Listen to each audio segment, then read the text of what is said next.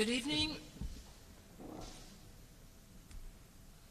and welcome to today's hearing of the Charter Revision Commission of the City of New York, established pursuant to Local Law 91 of 2018. I am Gail Benjamin, and I'm honored to lead this commission as chair. It is my pleasure to call this meeting to order. First, I'd like to recognize that we are joined by Commissioners Paula Gavin on my far left, Lizette Camillo, Commissioner Sal Albanese, Commissioner Merrill Tisch, Commissioner Jimmy Vaca is here, he stepped away. Commissioner Satish Nuri on my right is my counsel, David. On his right is Commissioner Jim Karras. To his right is Commissioner Cordero. And I recognize that we have a quorum. This is the third public hearing in our ongoing effort to engage the public in the generation of ideas about ways in which the city charter can help the city work better. The commission was established by legislation adopted by the City Council and has appointments from each of the borough presidents, the public advocate, the controller, the City Council, and the mayor. We, the 15 of us, represent a cross-section of New Yorkers. We live throughout the 5 boroughs of the city. We work in diverse fields.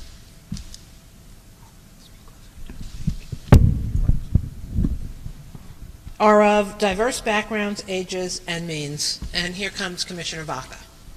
But what we share is a love of our city and a desire to help shape our city's future and to meaningfully participate in changing the document that will provide the basis for this task. Given that you're here today, I know that you are already aware of the importance of the Charter and how we live our everyday lives here in New York City. The Charter provides the manner in which the city handles public money and provides goods and services to residents throughout the city. It defines the responsibilities of government officials as well as our city agencies and provides the framework for the use and development of land in the city. We're all here tonight to propose ideas that can strengthen the compact between citizens and their government, ideas that can provide a transition from the city of 1989 to the city of 2050. These ideas may rebalance the rights and responsibilities of our agencies or our government officials, may streamline our budget, or may redefine how the city uses its land or purchases its goods and services. We welcome all of your ideas and thank you for sharing them with us. If you wish to testify today, please fill out a speaker's slip, and they look like this, and they're in the back of the room, and submit it to our staff. Please make your points clearly and succinctly, as we want to understand the issues you raise. We're happy to accept any written testimony you may have, either today or over the course of the coming weeks and months. Our web address and Twitter feed is on the pamphlets which are spread throughout this room. All testimony, in whatever form you choose to submit it, will be included in the record and made available to the commissioners, staff, and to the public. We will also hold Twitter and telephone town halls in the coming months to provide more opportunities to hear from you. We hope to gather a robust set of proposals and we will be conducting additional hearings in the spring to present the results of our research and analysis and receive further feedback. By September of 2019, we will share with you a set of revisions to the Charter, which will then be put before all of you on the ballot of November 2019. Again, we thank you for being here and taking part in this momentous task. As our first order of business, I will entertain a motion to adopt the minutes of the Commission's September 17th public hearing, which have been previously provided to the Commissioners and are available in draft form on the Commission's website. Do I hear a motion to approve? Thank you, Commissioner Cordero. Is there a second? Second. Any discussion? All those in favor? Aye. Opposed? The motion carries. We will now hear testimony from the public on proposals for revisions to the city charter. Your testimony will be limited to 3 minutes per individual in order to ensure that we can hear from everyone who wishes to speak. After you testify, members of the commission may have questions for you to follow up on your ideas or proposals. I will call the first panel up. The first panel, Councilmember Adrian Adams, Jonathan Bailey from the New York City Campaign for an ECRB. If you could come up and have a seat. And Leandra Requena. Thank you.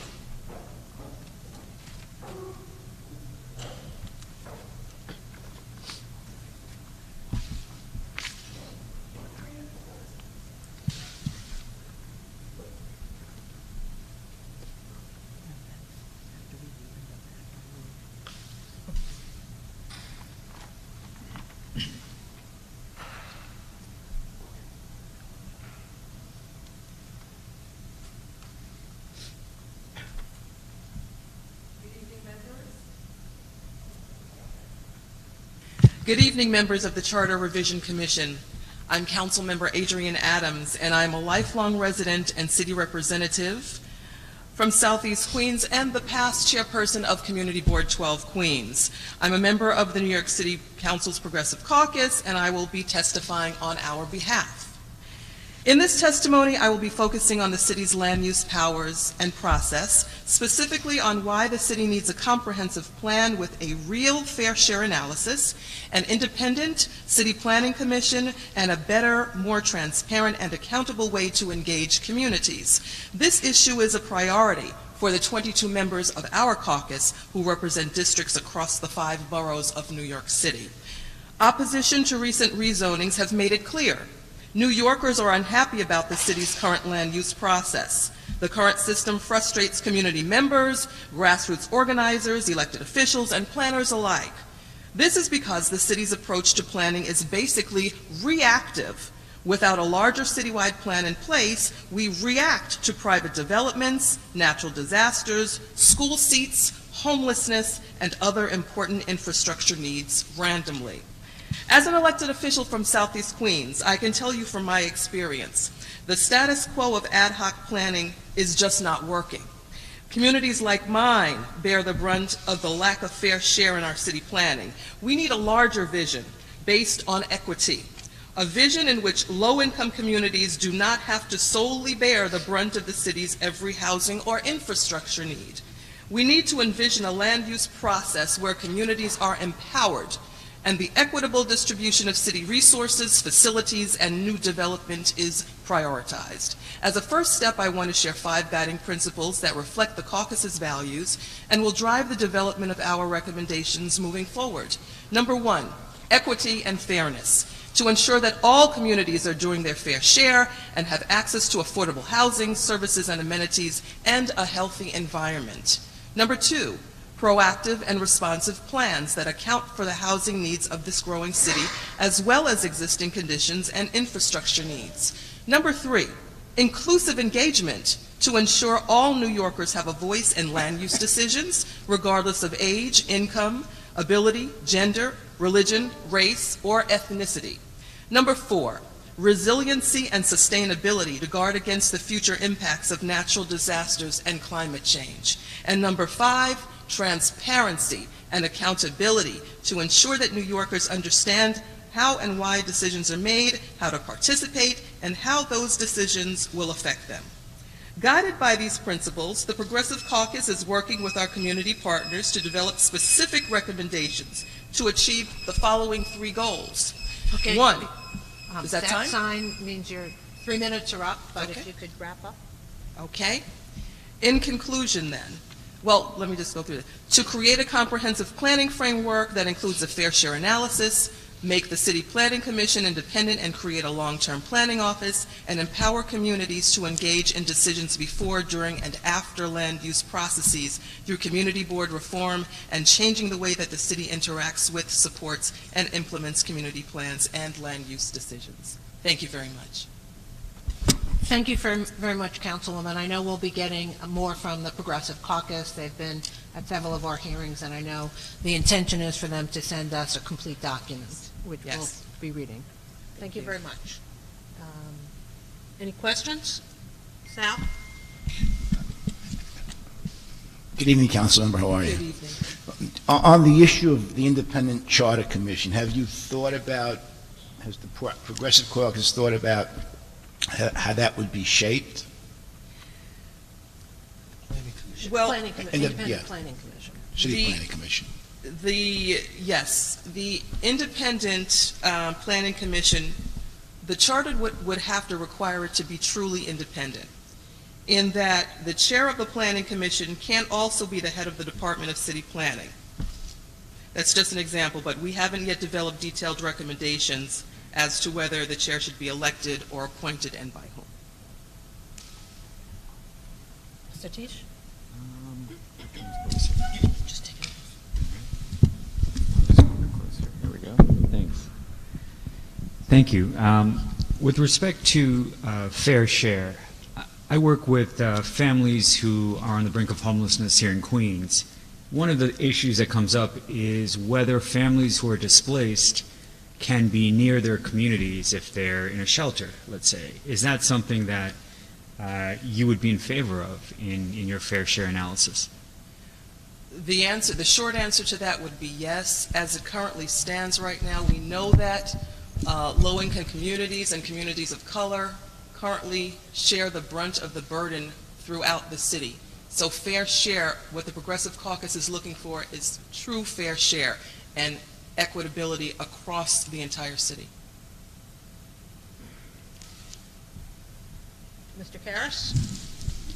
Thank you, Councilmember. I know, as our chair said, that the Progressive Caucus will be, you'll be issuing a more comprehensive set of proposals, but since you stated that you were also formerly chair of Community Board 12 in Queens, and in my day job I work very closely with the 12 Manhattan community boards, especially in land use decisions, I was just curious if you wanted to address, perhaps not on behalf of the Progressive Caucus, how in terms of community board reform and more engagement in the land use process, if you could address that from your own, history and experience. Absolutely. Thank you so much for that question. As a former chairperson of the community board, one of the biggest frustrations really was the lack of transparency in the UR process. Community boards typically get issues pretty much when the issues have already been decided. We'll get the last bit of it and say, here it is, go ahead, take a look at it, vote on it, this is what you get. Unfortunately, or fortunately, as you know, community boards take their work very, very seriously. So as a part of reformation of community boards, again, we're looking for transparency, and we're also looking for fairness and more of the share of true governance of the city of New York. Comparable with the work of the community board, not just on paper, but in actuality. Thank you. Thank you. And now, Mr. Bailey?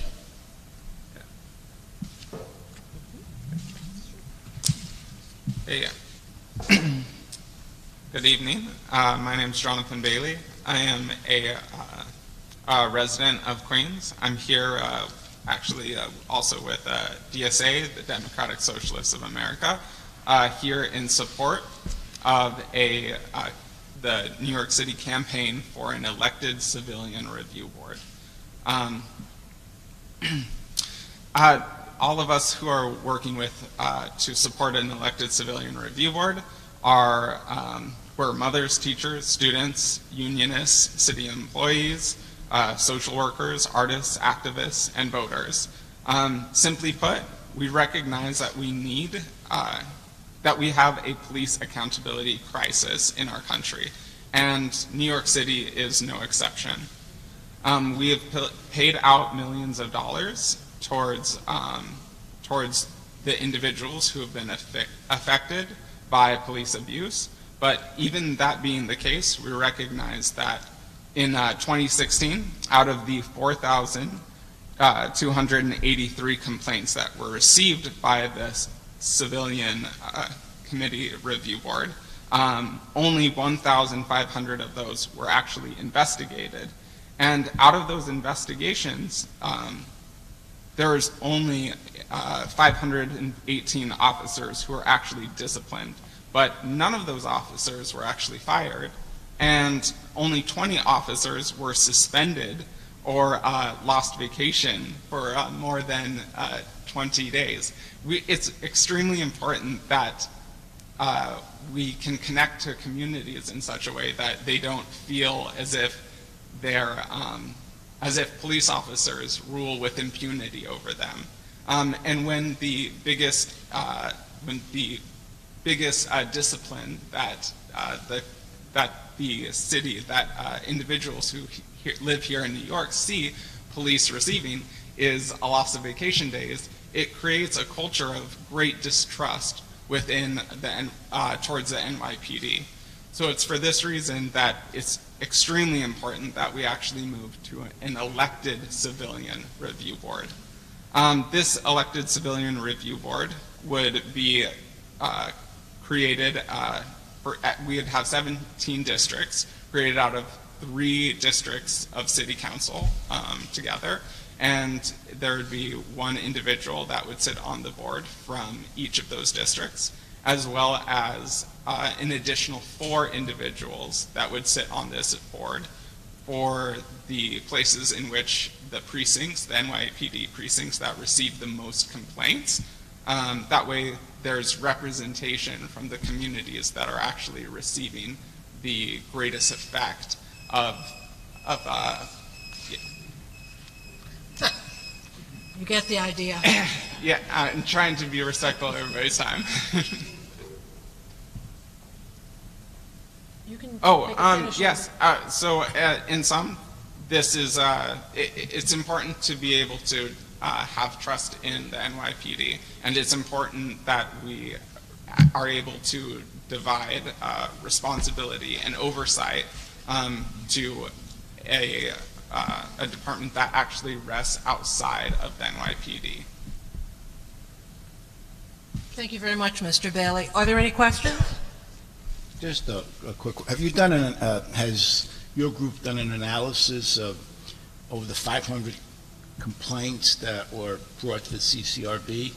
That was 518 complaints for 2016 that were recognized as actually being validated as an issue. Have you guys done an analysis of the kinds of incidents that were not disciplined enough? Well, how many of those officers should have been fired, in your opinion?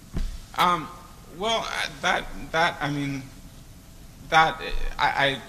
believe that there should be there needs to be due process, and as such, it's kind of hard for me to say this is my opinion that X amount of police officers need to be fired. Due process and that being actually democratic is very important. But the issue kind of goes further, right? Because there's first of all, a lot of people don't feel comfortable coming forward and complaining about police abuse, and so the over 4,000 complaints that were received, that represents only a small chunk of what actually people are experiencing on the streets of New York. So that in order to actually facilitate a process where civilians here in New York City actually feel comfortable coming forward, there needs to be a new actual organization. But it was only 1,400 officers that were even investigated. So the issue is really just more than are police officers receiving punishment enough? It goes much deeper. It's that we're not even investigating a lot of these issues. Well, you are aware that the CCRB is outside of the police department, and there are 13 members that are appointed to that board. Only 3 are appointed by the police commission. The city council appoints members, the mayor appoints members, and the investigators are all civilians. So it is presently outside the department. Yeah, I understand what you're saying, but the feeling is that there's a need for these positions to be elected and for their rulings to be binding. Because as it is right now, the fact that individuals who sit on this board are actually appointed or are affected and influenced by the NYPD is actually part of the issue. we're actually wanting a complete separation between like the way that the power is structured. Satish?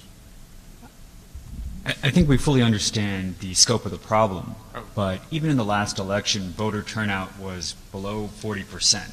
So would an elected board, given low voter turnout, help address some of these problems that you're raising? Well, look, I have no misgivings that this as a program will solve all of our problems in terms of police accountability. And furthermore, the issue of voter turnout is definitely an issue that we want to be engaging with. But low voter turnout, I guess, to me, it isn't at least an argument for there not being a separation. There should still be an opportunity for the public to be able to make decisions and be able to affect change regarding the way that police interact in their communities. Thanks. Jim? Thank you for your testimony. I'm sympathetic to the notion that some certain oversight bodies may require a better level of independence. But to follow up on the prior question, I think when we used to have school board elections, the turnout was, 40% would have been, I don't know if the turnout was 4%, it was minuscule. So has your organization thought about any other ways of achieving independence as sort of a plan B? I'd be interested to hear if your organization, you don't have to answer that now, but it would be interesting for me to hear if there are perhaps other ways of achieving a certain level of independence. I understand, and I understand how that also plays into the concern that here in New York City we have a very small percentage of people turning out to vote. But the Democratic Socialists of America, as well as the other individuals that are supporting the campaign for an elected civilian review board, we are radically committed to democracy, and so that it's very, very important to us that this is something that's actually handled that there's a democratic process to it. So for us, that would be individuals having access to vote on these individuals who would be sitting on this board. Okay, thank you. Thank you. Thank you very much. I'm going to just take one piece of business before I call on Ms. Requena. The first is because, unfortunately, I have somewhere I have to be, and pursuant to the Commission bylaws, I'll be designating Commissioner Karras to preside over the remainder of this meeting, number one. Number two, I'd like to recognize that Commissioner Stephen Fiella has joined us, and to ask him if he would like to vote in the affirmative on accepting the minutes from our last meeting. Thank you very much, Commissioner. And now back to Ms. Requena. Is it Requena or Requena? Requena. Thank you.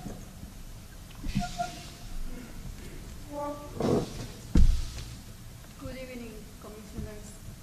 My name is Leandra Requena. I live in Elmhurst, and I was living here almost 39 years.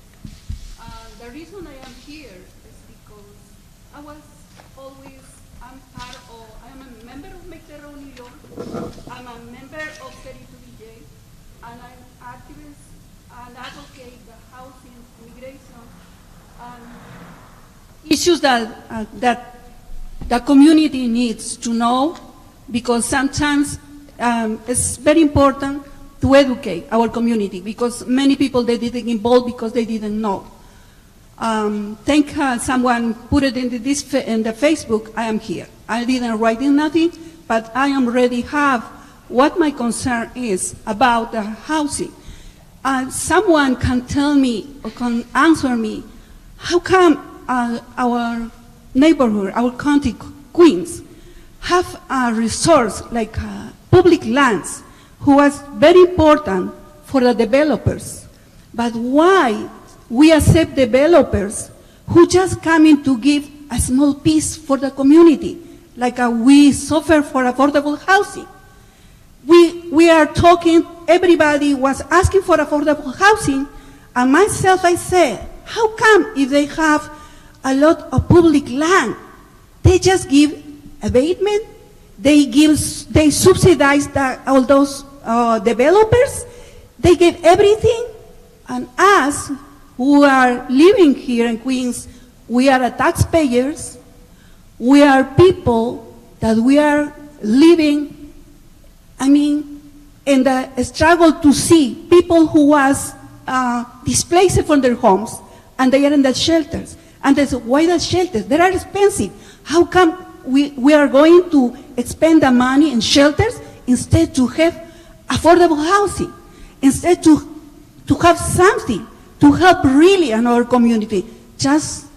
I don't understand how can then ask the developers, you wanted to come, you're welcome, but you need to be most of the part, because sooner or later, even 50%, they get earning, a huge earning, and they receive all the helps.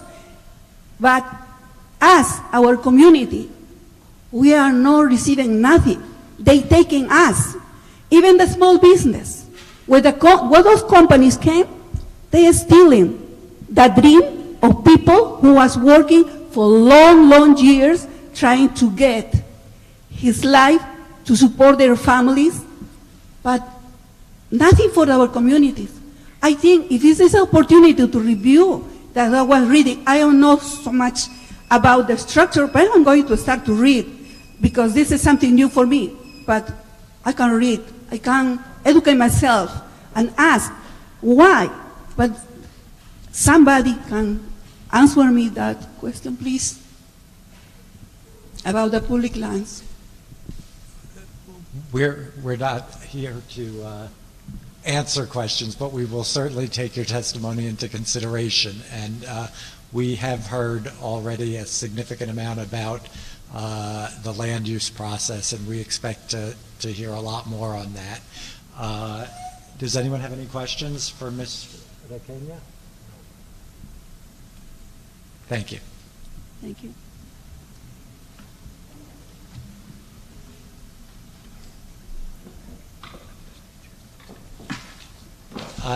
If the next three testifiers will come up, John White.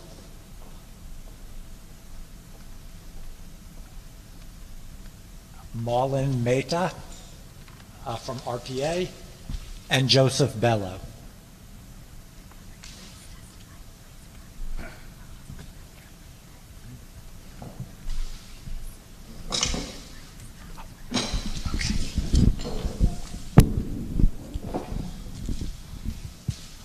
Mr. White?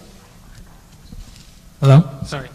Hi, my name is John White. I'm testifying and reading a statement on behalf of Councilman Francisco Moya. I'm his Budget and Legislative Director.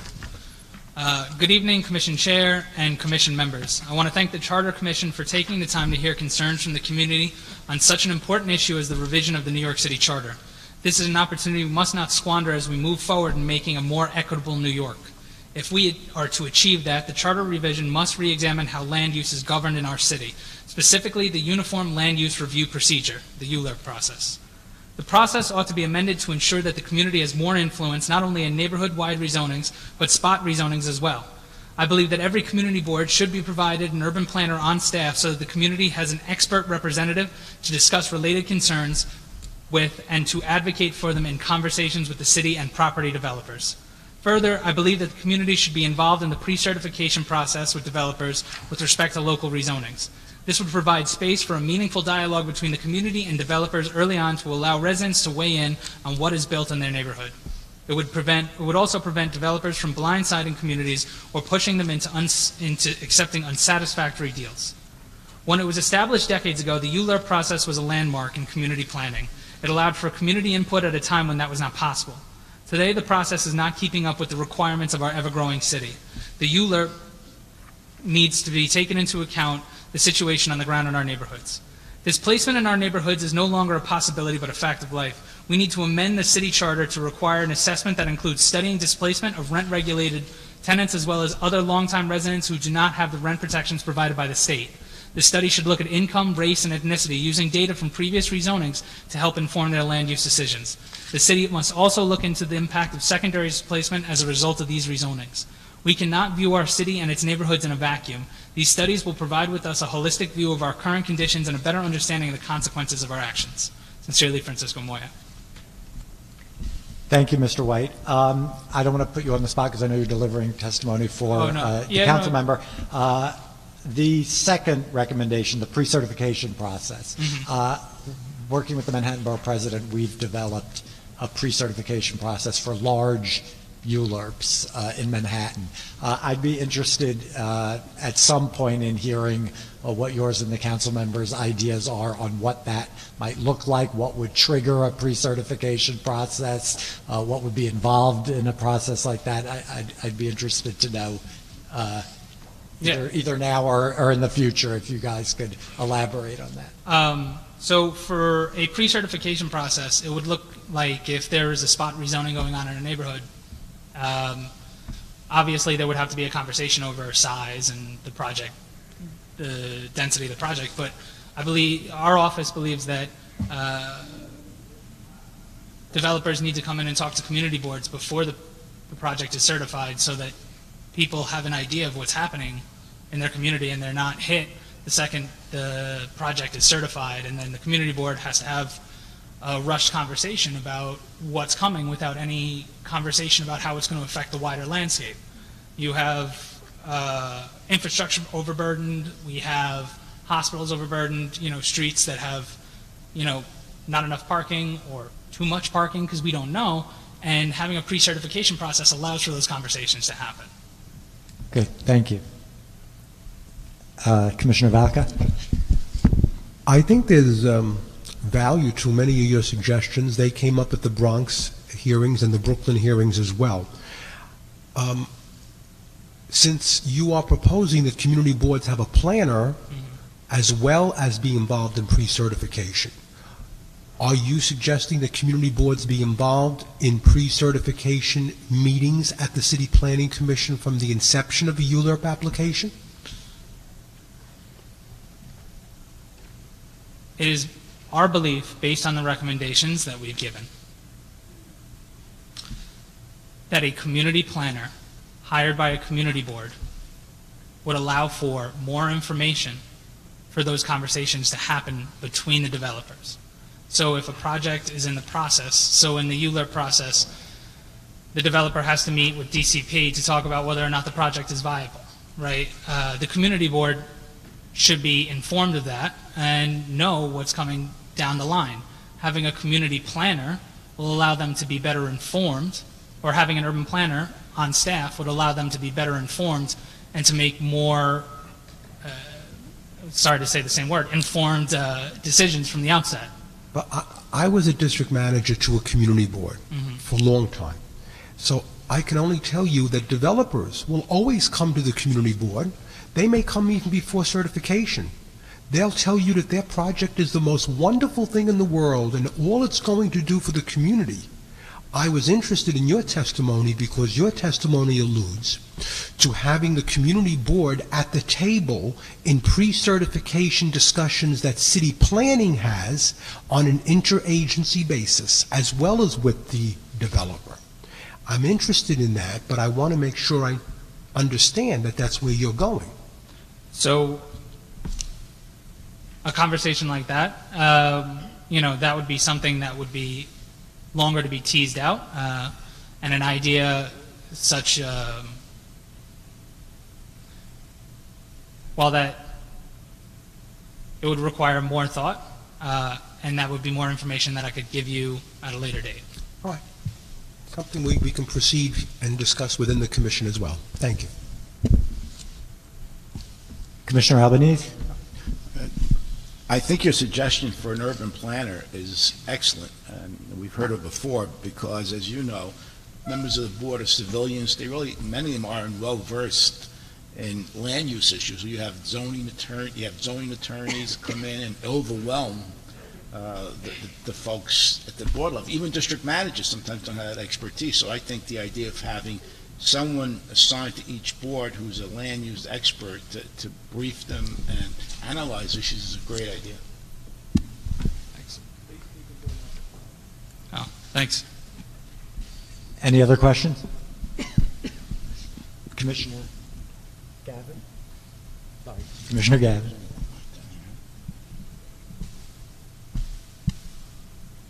Thank you for your testimony and being here tonight. I wanted to ask you to speak a little bit more about spot rezonings, to give us a flavor for what the dimensions of that are, what the scope of that is. So in our office, spot rezonings would be defined as smaller development-based rezonings that are not at the scale of, say, an Inwood rezoning, but maybe a few blocks. They're preempted by a developer. And sometimes DCP will enlarge the scope to bring other buildings into conformity. But as we reference it in this letter, spot rezonings are just smaller rezonings that are for projects or a few blocks. Which need additional attention. Yes. As part of it. Thank you. Thank you. I do want to add quickly that for years the City Planning Commission said that they would not engage in spot rezonings. Recently they seem very, very much eager to engage in spot rezonings. But for years that was not done. And I think that what you're talking about bears a little more research, but that was always my history with spot rezonings. To throw in my 2 cents for whatever it's worth, I think what they're using spot rezonings here as a in place of usually it's private applications, special Private permits, applications, yeah, would be where a developer puts in a special permit to do a particular development, and it's not going to be let's say a big rezoning where city planning is actually the applicant, but a private developer. That I suspect that's. Yes. But if I can add, in my last several months on the council, I had a developer who wanted a rezoning. He went to city planning to request what he wanted, and then the city planning took it upon themselves to enlarge it, just as you indicated, and to take in additional areas. And when it came to the council, I took that out, because the council has final say in land use. So what you are alluding to has happened, and it does happen. Commissioner Fiala? Thank you, Mr. Chair. Mr. White, good evening. I don't want to put you on the spot either, but I just ask you, in preparing some of the follow-up material, could you clarify at that time whether or not the councilman is advocating for mandating the community board's role through an urban planner at the pre-certification phase? I was a city councilman as well, and I can tell you that 95% of all the projects that were going to wind up being advanced were discussed with my office well in advance of submitting something to city planning at all. So that discussion can take place without mandating something in the city charter. The second question I'd ask clarification on is the councilman suggesting that the charter be amended to mandate that every community board have an urban planner? So in terms of further information, I can get that for you. Thank you. Thank you. Appreciate it. Any other questions for Mr. White? Thank you, Mr. White. Mr. Mehta? Good evening, Commissioners. Thanks for giving us the time to testify.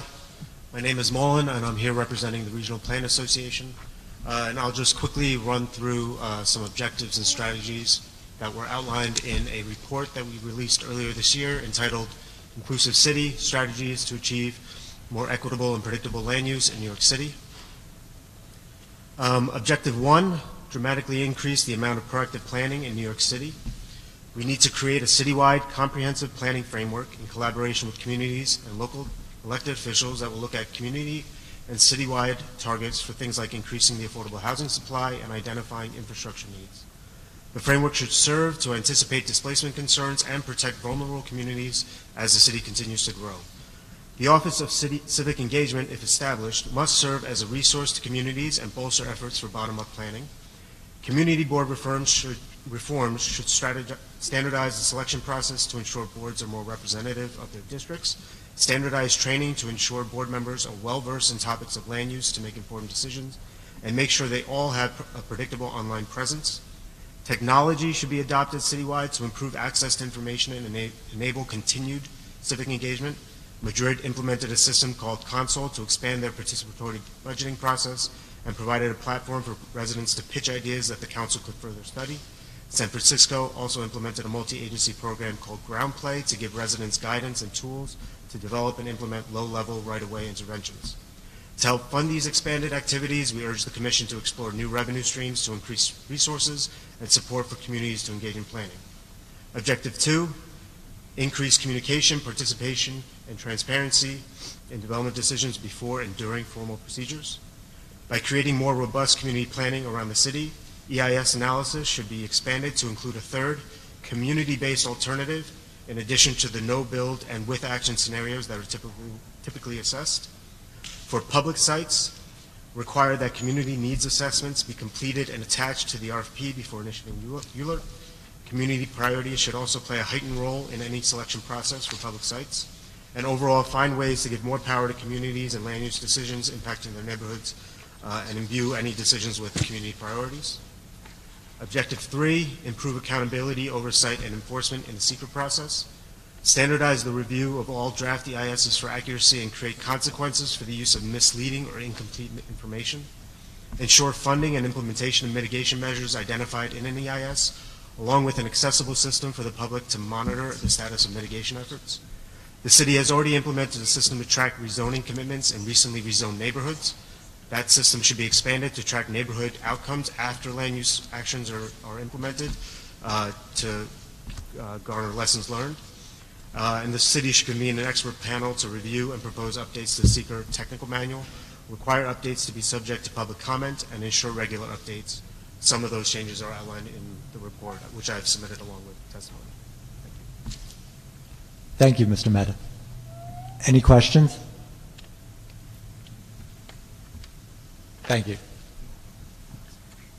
Oh, I'd like to recognize Commissioner Hirsch, has just joined us. Joseph Bello. Good evening. My name is Joe Bello. I am a Navy veteran. I'm also a current member of the New York City Veterans Advisory Board and a member of the Bronx Borough President's Veterans Advisory Council. I'm here to make basically two proposals. One would be that the city charter needs an administrative cleanup in terms of when it comes to veterans and military service members. The reason for that is because, as we all know, we have been at war for almost about 17 years now, since 9/11. And during that time, the City Council, along with the mayor, have created a lot of legislation around veterans, including the creation of the Department of Veteran Services. So we need to take a look in and see where administrative changes need to be made. For example, last year, Mayor de Blasio signed Intro 1259, Local Law 119. The law protects veterans and military service members from discrimination in items such as housing and employment. However, it's not reflected in Chapter 35, Section 812 of the City Charter. And this is important, excuse me, because the city is the largest employer of veterans and reservists. So again, there needs to be a look in administratively to see what changes need to be made to add in veterans and service members where applicable. Secondly, my next proposal would be for the Veterans Advisory Board. Currently, the Veterans Advisory Board consists of 11 members. 6 are appointed by the mayor, 5 are appointed by the Speaker of the City Council. All members serve for 3 terms. As a member of the board, one of the issues that we've seen is we've had some issues with. So for the main proposal is to consider changing the appointment time of the Veterans Advisory Board from 3 years to 4 years, to stagger the terms between the mayor's and the speaker's appointments, and to consider creating a 2-term limit on the board's members. I ask you to consider the appointment terms from 3 to 4 years because both as an outsider and now a current member of the board, I've learned that the board members need time to get to know one another, as well as the new Department of Veteran Services, its staff, to understand the board's mandate, to develop procedures, and to go through the group dynamics to eventually function as a unit. With only 5 meetings per year, held in some cases months apart, this usually takes a year to happen, so we've already lost a year. Also, because the terms of the members are not staggered, it has become an all-or-nothing proposition, with all the members' terms ending at the same time, and then having to wait on both the mayor and the speaker's office to either appoint new individuals or reappoint those already on the board. Additionally, with only 3-year appointments, if the appointment ends during an election year, we have seen where it can take up to a year, or in some cases 2, to get an appointment or reappointment to the board. As a result, some members choose to resign, which in few instances cause the board to not make quorum. Therefore, staggering the terms between the mayor and the speaker's appointments will ensure that everyone's term does not end at the same time. When it comes to the city's Veterans Advisory Board, we're not like the city charter, the 59 community boards. We're the only board representing the entirety of this city's veterans. Therefore, while it can be argued that longevity is a source of technical and institutional knowledge, another argument, particularly for this board, is that it makes us look stagnant. It can be used by some as resume filter and discourage as others from wanting to serve. So with the city's roughly 200,000 veterans, I believe that taking a meaningful look at these proposals will have the effect of giving the board members meaningful time to serve and to contribute, while also allowing other veterans who want to serve a renewed commitment and fresh eyes to the board. Thank you. Thank you, Mr. Bello. Let me just make sure I understand. So currently there's a holdover provision, but sometimes after a member's term is over, if they're not either reappointed or a new member appointed, that's correct. So they resign because it's the end of their term. Mm-hmm. So, for example, everybody's term is over on the Veterans Advisory Board, including mine. Mine ended back in July. And you're holding so we're over. Everyone is holdover Okay. waiting, but we've already had some people who have just outright resigned. Okay. So we're all waiting on the mayor's office and the speaker's office to either reappoint or, they put somebody else in. Thank you. Anyone have questions for Mr. Bello? Commissioner Vaca. How often does the commission meet? Do you find the commission is valuable? Is the commissioner there when you meet? The commissioner comes to the majority of the meetings. You're talking about Lori Sutton? Commissioner Sutton? Yeah, she comes to the majority of meetings. The Department of Veteran Services does have representation at our board meetings. We are separate from the Department of Veteran Services and independent in that way, but they do and they do support us in terms of... You find it a valuable experience being on the advisory board for veterans? Do you find it that the commission operates efficiently and that you have items that are consistent with the needs of veterans? Do you feel empowered by serving on the commission? That's my question. For me, being in the space for 20 plus years, it's kind of a yes and no answer. Yes, I find it empowering because it gives me a look in. It's almost like if I served on the charter, there's internal stuff that goes on, and that I do find like empowering. And, what's the direction? What are some of the issues that are coming up within the community? And how do we advise the commissioner? And when we do our annual report, what exactly are we saying to the mayor and the speaker in terms of what they should be aware of? So I do find it empowering, but I just feel like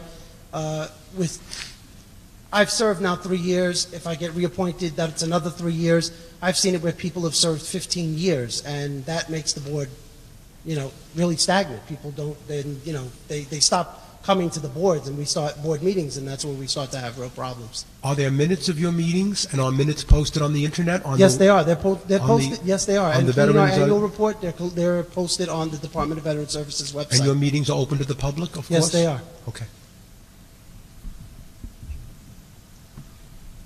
Commissioner Fiala. If I could just ask you, is there a consensus on the part of VAB members with respect to your proposal? Is this a general sense that these are the types of reforms that the existing members feel would benefit the organization going forward? No.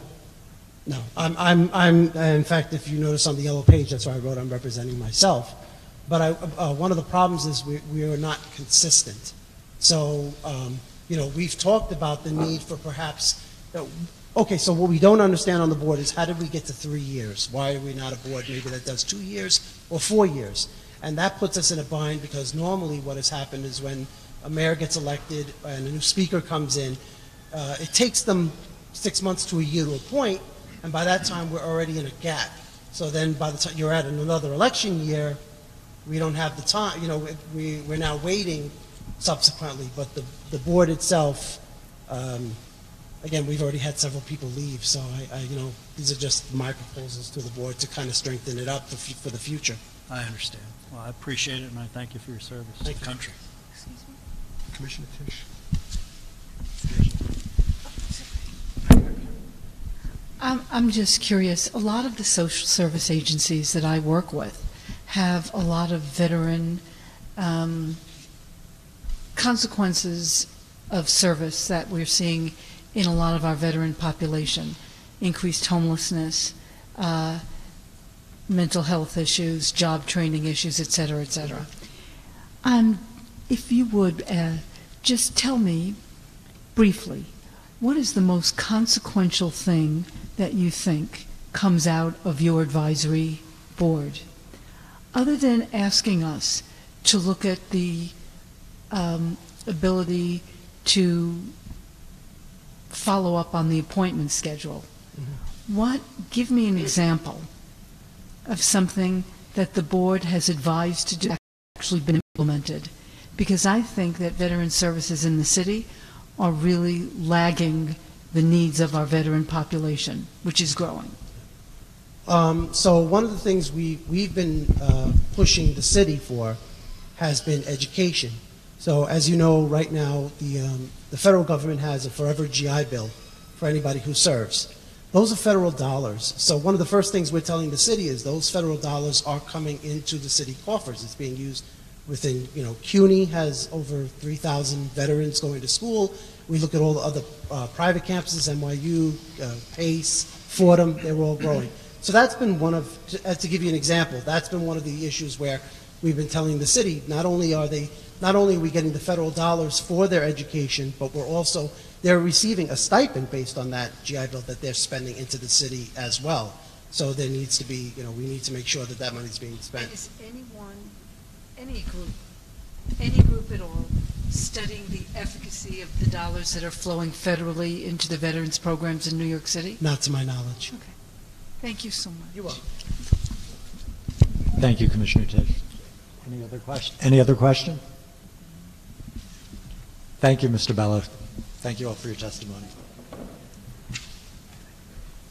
The next three, Lynn Ellsworth, Barbara Melly, and Boris Santos.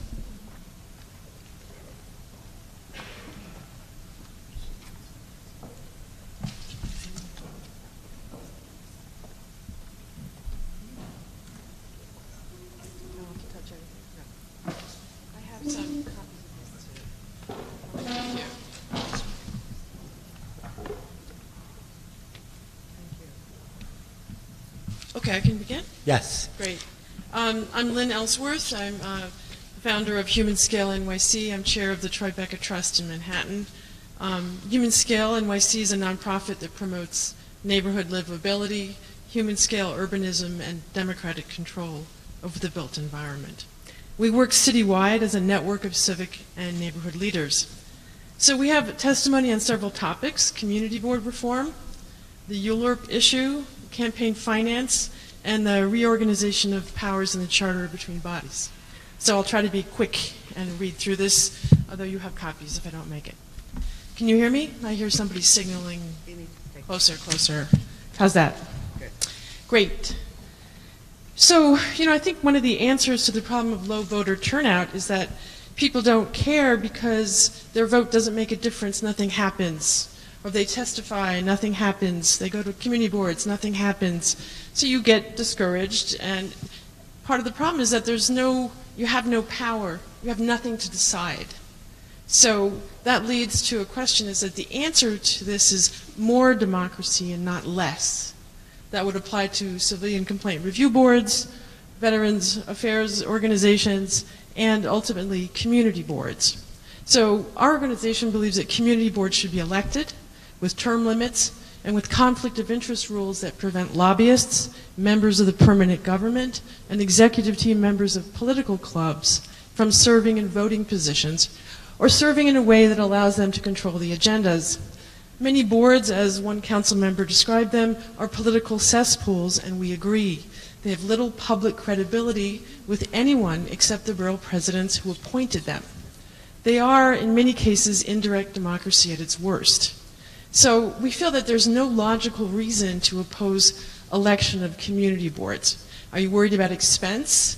Well, the Democratic Party already puts its people on the public ballot for its own internal organizational ends at public expense. I was on the ballot for county committee. That was paid for. So surely we could do the same for community board candidates.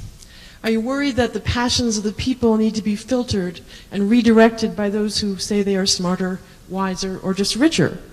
Well, that argument has been shown to be deeply flawed. The recent Electoral College results, for example, show that the Electoral College overturned the passions of the people who wanted Clinton. I think the exact same argument needs to be put to the people who oppose electing community boards. So, in this way, we think that community boards should not be given any role in land use unless they are elected. And we don't need expert planners to come down from above, particularly from city planning, to come and advise us. Typically, I'm a veteran of Community Board 1, where we had a planner for 20 years. And we get the most patronizing and offensive manner possible. We get steered, directed, controlled, manipulated, other agendas are played out, and the community is just frustrated and retreats. So the answer to that is that if we're going to have planners, elected community boards get to hire and fire those planners at their discretion, not at the discretion of the borough president or the city council or someone else.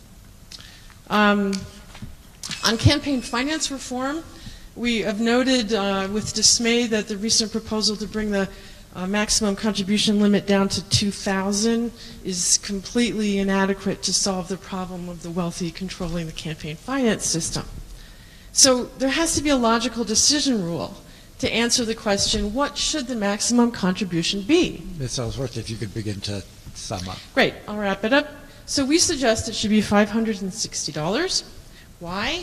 That's 10% of the median income of New York residents, of an average New York household.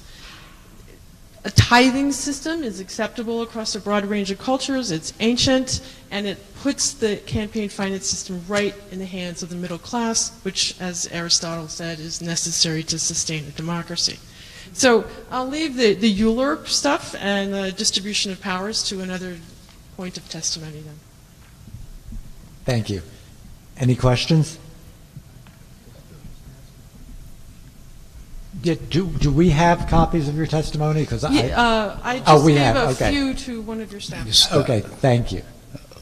I just want to compliment Lynn and Human Scale. I'm familiar with their work, and they do a lot of work around planning and land use, which certainly should be heeded by this commission. I'm sure you'll have more specific proposals. We have a lot more coming specific. You would have made a great mayor, Sal. Oh.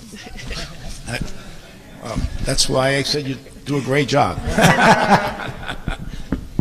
Any other questions? Commissioner Fiala. With respect to your community board overhaul, Please. I hear elected and term limited? Yes, elected, term limited, and with very strict conflict of interest rules. And would you maintain a community board size of 50 per district? You know, I think the size could be up for grabs. I think districts vary greatly in the need to have the same number. You know, So that's secondary. There's yeah. no issue with the size, but No. elected and term. Okay, thank you. Any other questions? Thank you. Ms. Melly? Well, as they say, now for something completely different. I am here on behalf of the ACC, the New York Animal Control Center, which is under the jurisdiction, unfortunately, of the Department of Health. There has been mention that perhaps instead of the Department of Health, which considers the ACC as a stepchild, that the animals are put under a different banner altogether, one for their own sake. On the way here, I was talking to my husband, and I mentioned that the masons were there and almost finished, and I really should call the painter. And I started to pick up my phone to call him, and I realized I was going to call the electrician. The wrong person for the wrong job, which is what's happening in the ACC. There is talk about an extension of 34 years for the contract. Please do not let this happen. Right now, when I visited the ACC, there was a dog that a woman wanted. She was there for 2 different days. Her dog got along with the one she wanted, but sometimes it takes time to work that out. They refused her the dog, and the dog within the week was put to sleep. There was also a puppy, 5 months old, a real puppy, that was put down because he played with his leash. You know, oh, heart be still, let's kill them all. The way they choose dogs, there's two things. They do it for behavior, which could be anything. If the dog barks, if the dog looks at them crooked, there is not a behaviorist on staff, not one who works for the dogs on a daily basis. Dogs can be put to sleep for behavior or for, it's called kennel cough. I happened to find yesterday in a magazine I get about shelters, how do you protect the pets in your care for airborne disease? It is a magazine made for shelter hierarchy. The animals, and I'm sure there were at least 3 put down today, there's no need to die because there is something that they could have that would make this disease go away. When they do put down a dog, I have had the unfortunate instance of being with many of my dogs when that time came. They are given an injection of a tranquilizer, and before they're given the injection to stop their heart, they're already sleeping. We don't do that. The greatest city in the world does not do that. They give an injection that will basically mimic a heart attack.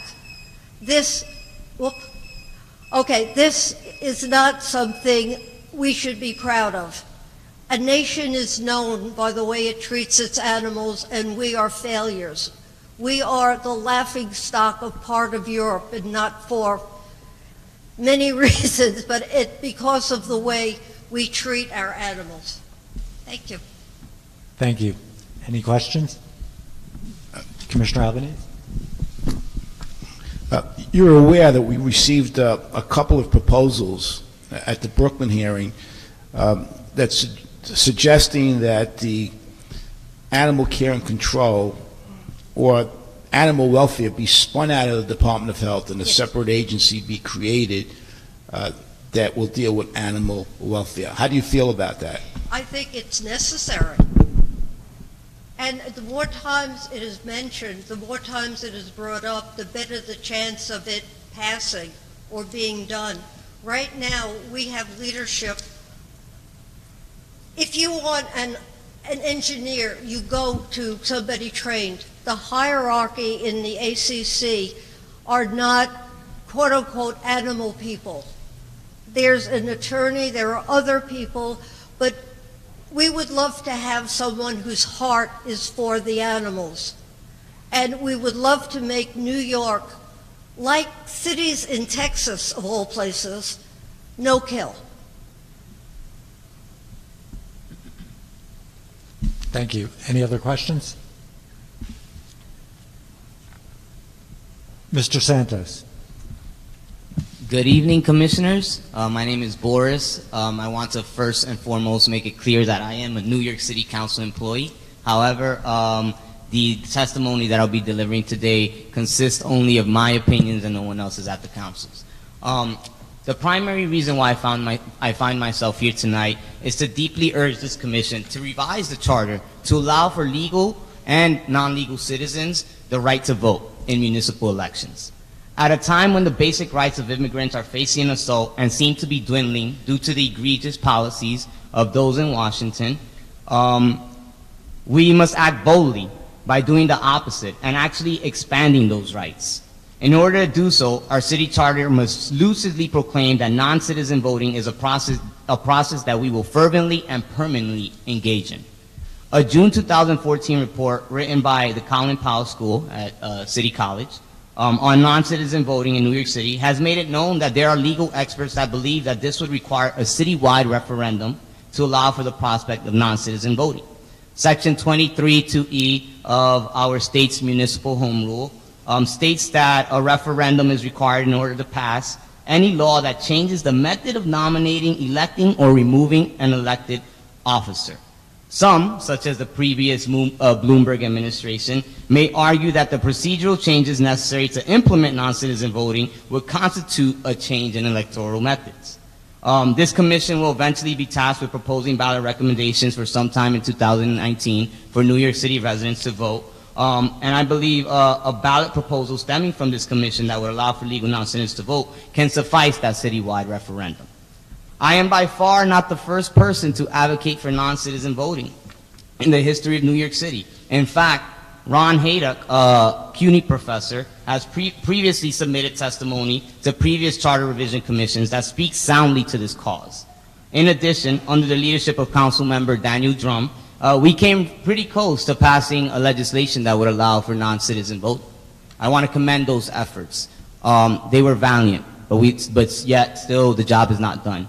As Ron stated in his testimony to the City Charter Revision Commission in 2010, in considering resident voting, we should keep in mind that this is a policy that is legal, rational, and feasible. For the sake of not reiterating all of Ron's points, I won't further elaborate, but rather will just state that there is historical precedence that dates back to the founding moments of this country that speaks to allowing non-citizens the right to vote. Currently, according to the NYU Furman Center, New York City has a foreign-born population of 37.5% out of roughly 8.5 million people. In other words, 3.2 million people are foreign-born. Right now, we find ourselves in the most diverse of all of our boroughs, and for that reason, I find it fittingly that I submit this testimony. Queens alone has a foreign-born population, I'll be wrapping up, of 47.1%. Close to half of the population is foreign-born. We owe it to these New Yorkers who are not any lesser than anyone else to grant them the basic right to have taxation with representation. As Martin Luther King stated, the arc of moral history is long, but it bends towards justice. This moral fight to allow for legal non-citizens to vote has been a long one. And I hope that with your help, members of this Charter Revision Commission, we finally get justice. As a quote-unquote progressive city, let's not be outshined by smaller counties that allow non-citizens to vote, like College Park, Hyattsville, and Mount Rainier in Prince George's County, all which are found in the state of Maryland. Rather, let us continue to set the example of an ever-inclusive and participatory democracy. Let us cement legal non-citizen voting into our city charter. Thank you. Thank you, Mr. Santos. Any questions? Commissioner Hirsch? Sorry.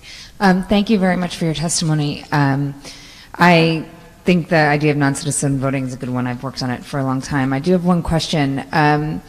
In the current climate, one of the concerns around non-citizen voting is that you're actually creating a public permanent record around who is a citizen and who is not a citizen, and you could be putting communities at risk given what's going on with ICE and the federal government. I know there was an issue with municipal IDs where, because of the records that were kept, there was a big risk until the court said the city didn't have to turn over the lists. So do you have any idea or sense about how to navigate that issue given what is going on all around us and the risk the communities face? So that's a great question, Ms. Hirsch. Thank you. We had precedents for non-citizen voting, right? We could follow all those other counties as examples. I want to say also that I believe in the progressive values of New York, right? As soon as we understood who got elected and what policies were coming down from Washington, the mayor himself said, "I'll be damned if those who have been registered through NYC ID, right, the ID NYC policy, which is something that we'll expand upon, right, through non-citizen voting as well, right, that he'll be damned that those be given to Washington, right. I do also want to say we can talk about permanent residents, TPS, temporary protected status folks, visa placeholders, right, all those people can be easier segue than someone who has no documents at all. Any other questions? Yeah. A quick one. I was under the impression that the Drum Bill identified or defined non-citizen voters as people who have green cards. Is that your question? Yes. Okay. So So I don't want to delve into the technicalities of how this will enroll, right? That's to be fleshed out, and to be fleshed out democratically. That's why we have multiple voices up front, right? I don't want to say it's just green card holders versus anyone else or a specific population. That is to be fleshed out more. I'm just simply advocating in a general sense that non-citizen voters should be allowed. We also have to figure out how to get the citizens to vote. Yes, yeah. But guess what? Listen, voter participation is increasing, right? Doing this would allow even for furthermore voter participation. Any other questions? Thank you. Thank you.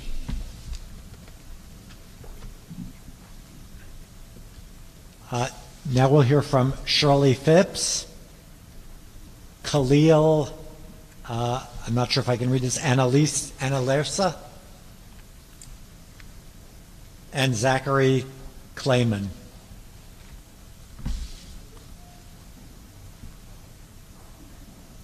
Okay. Okay. Clifton Diaz.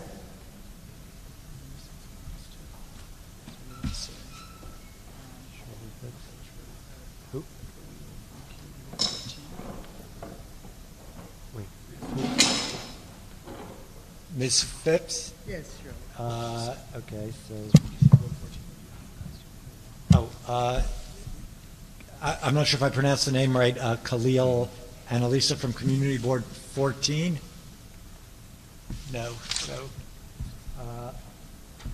Arlene Baxter.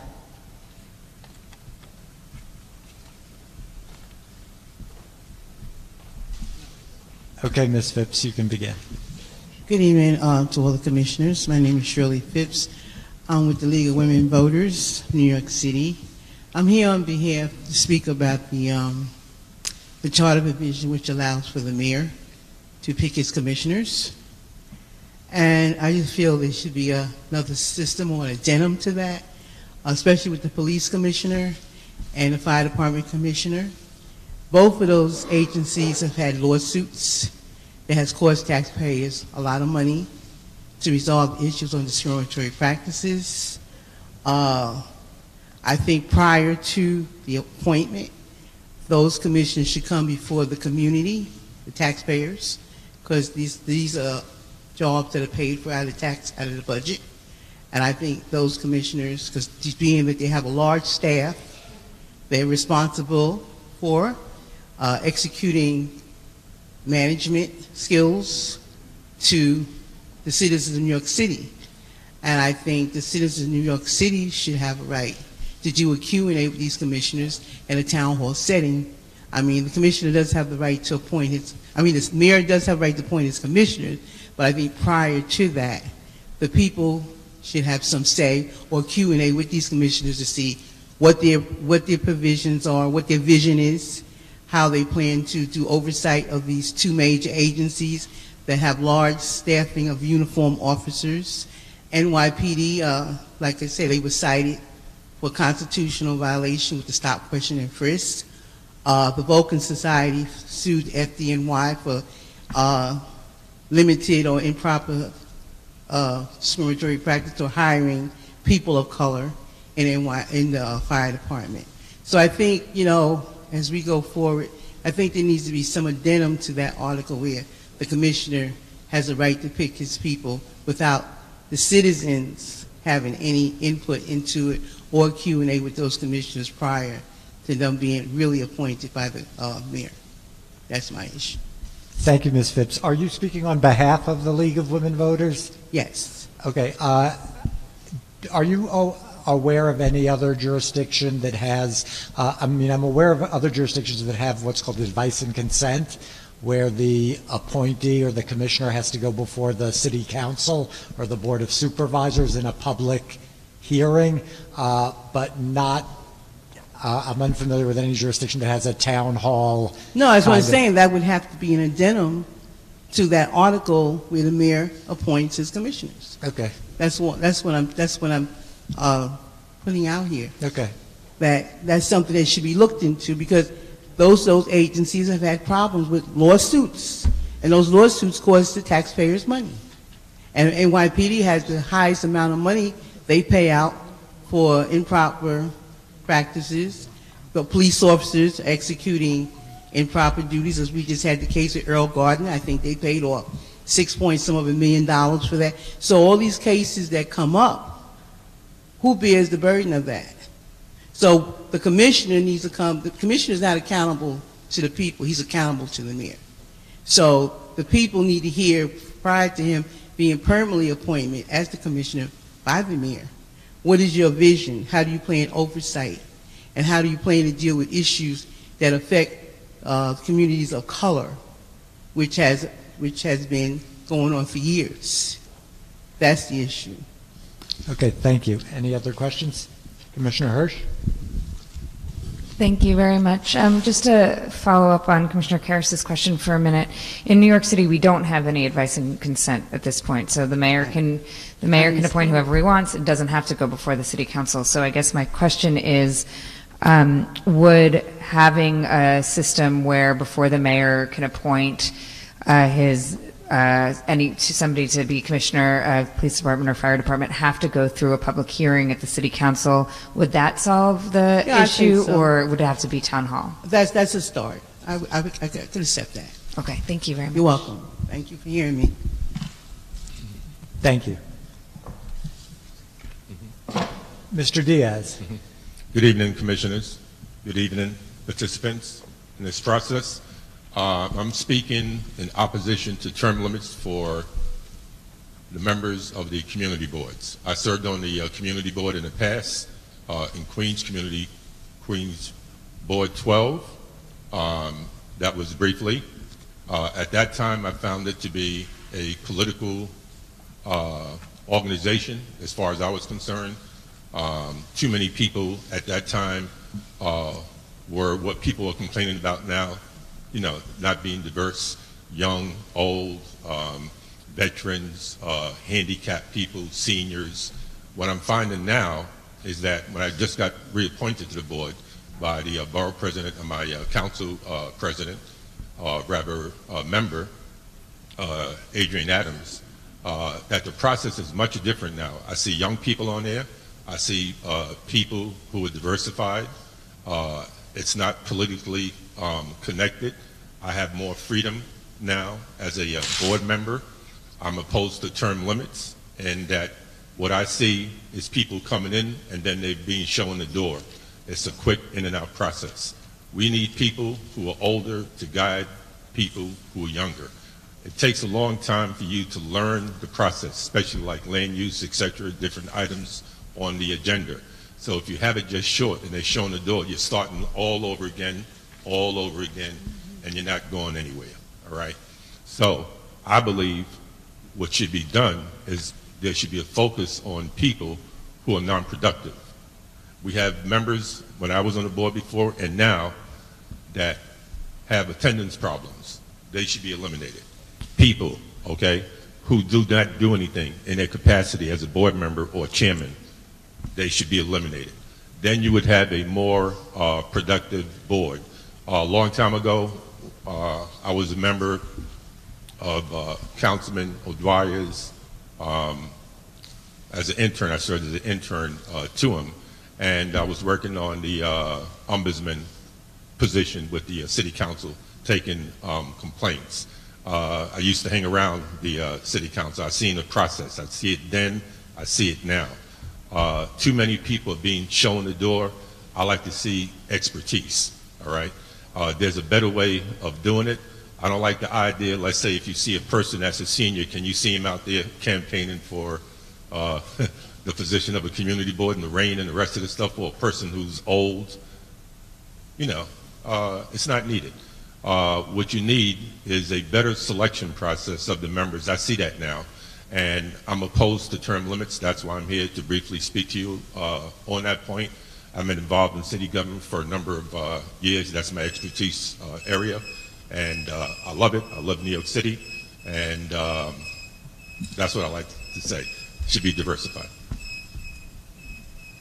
Thank you, Mr. Diaz. Commissioner Fiala.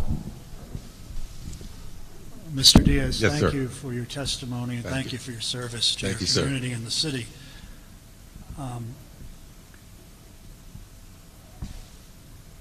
I find myself in agreement with you. We have, over the last quarter century, arrived at a point where we willingly discard experience. Thank you, sir. With the expectation that a revolving door is somehow going to ensure a better democracy. Right. I have found, 20 years ago anyway, I had a hard time filling community board slots. It's not easy getting people to volunteer their time. That's correct. And to get people with expertise nonetheless. Right. So what I'd ask, now I'm talking 20 years ago when I was there, I assume it's not much different today. You're there because you care about your community. That's right. You've got a degree of expertise based on all your years' experience, and I'm sure others on there, serving on land use committee, the environmental community, Right. and education. Public safety. These are people who have a passion and an expertise. Right. Have you found that it's tough to draw in new people, and that it'll only get tougher if every 2 years we're kind of throwing people out, just as they start to acquire an understanding of how the city functions, or how this particular entity interacts with that particular entity? I'm not sure about that, You have but a- in other I words, would do you have a full believe that it probably might be harder, or it might be easy. You might find people that just want to serve, but once they get on there and they find out all the hard work that's involved, all of a sudden they exit, a new group will come in, and it'll be the same process over and over and over. I used to see people that had a love and commitment to serve, and they would serve for a good long time, and then there was others that had connections, and absence was disregarded, their work, non-performance was disregarded, they sat on there just for a vote or whatever. Those people need to be eliminated. You know, we have to move forward. We have people that have a love for the city, and they should be given the God-given opportunity to serve their city. And they're out there. And I went into the service, was selected as a top Air Force person in 1980, got honored by the Borough President. I served as a top cop in the United States Air Force, and that was having to give experience as an auxiliary police officer here in the city of New York. And they had a big crime problem. I reduced it in half, came back to my community to serve. I did that briefly, addressing police officer Burns' death when he was shot. The community had a problem naming the street after police officer Burns. When I was on the community board, I was the one that got it done. And they couldn't believe it, but I got it done, all right? Got off the board, came back, and the Public Safety Committee is not functioning.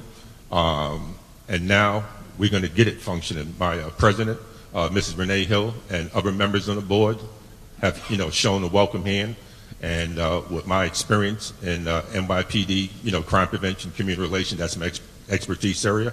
I'm going to make sure that my community board, which is a very important community board, the second in terms of power and size, to make sure that we perform for our people that have suggestions, that want to submit suggestions, people that have complaints, to have that addressed. And, we cover also fire, all right, public safety, and the next thing will be emergency services. So I want to see those areas improved and addressed by the community, and that's what I expect to do.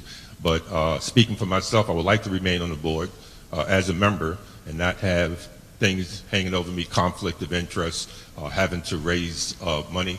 Some people went to jail because they had a person that didn't take care of the money for them, and they had to focus on it, and they really didn't get a chance to campaign or something. Then you have other reasons. So if you just leave the board as it is and then put those type of restrictions in, I believe you'll have a better board. Well, Mr. Diaz, I thank you for your service. I think in the abstract, we look for these panacea solutions, and term limits has been one of them. But in reality, we have someone sitting in front of us, I think, that's an example of why we want to be very careful about adopting abstractions. Because there are a lot of people out there like yourselves, in my view, that are willing, able, and more than ready to step up to the plate. And I hope the city, the voters would think twice, but that's out of our hands at this stage. Thank you, sir. Commissioner Vaca? I want to thank you for your service to the board and to your service for your service to this country. Thank you. And I wish you were with me on board 10 for 26 years. I would have. I heard about you. I would have. You heard, don't believe it. Yeah, Co-op City. No, Co-op City. You represented Co-op City, it's right? Good, believe it though. Okay, and I used to hear the different things about you. I never had the chance to meet you. Oh, my but pleasure. I have Rochdale Village. Yeah, I'm the chairman of the board of Rochdale. Okay, so I know you. I know the other gentleman there.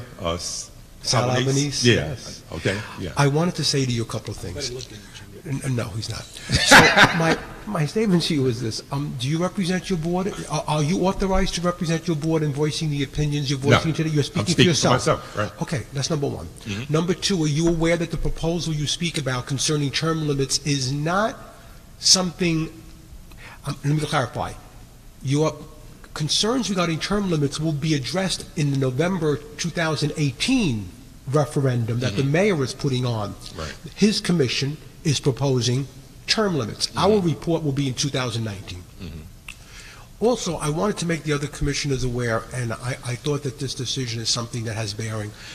Many community boards have reached out to me and they've indicated that they are for term limits or they are against term limits. So there is a diversity of viewpoints. But the law department of the city of New York this week has ruled that community boards cannot voice their opinion on the upcoming referendum. That's why he's talking for himself. I know why now you're talking. I found that very interesting because community boards are not being allowed to express an opinion as a community board.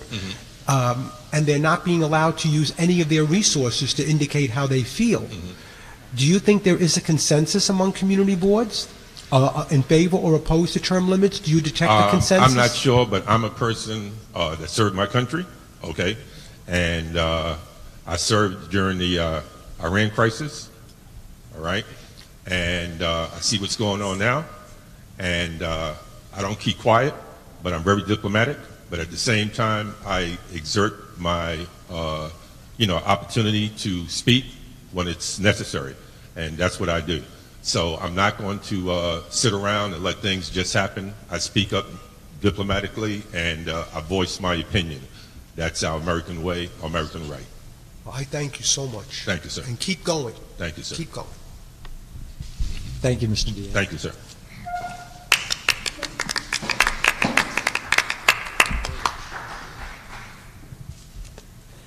Ms. Baxter?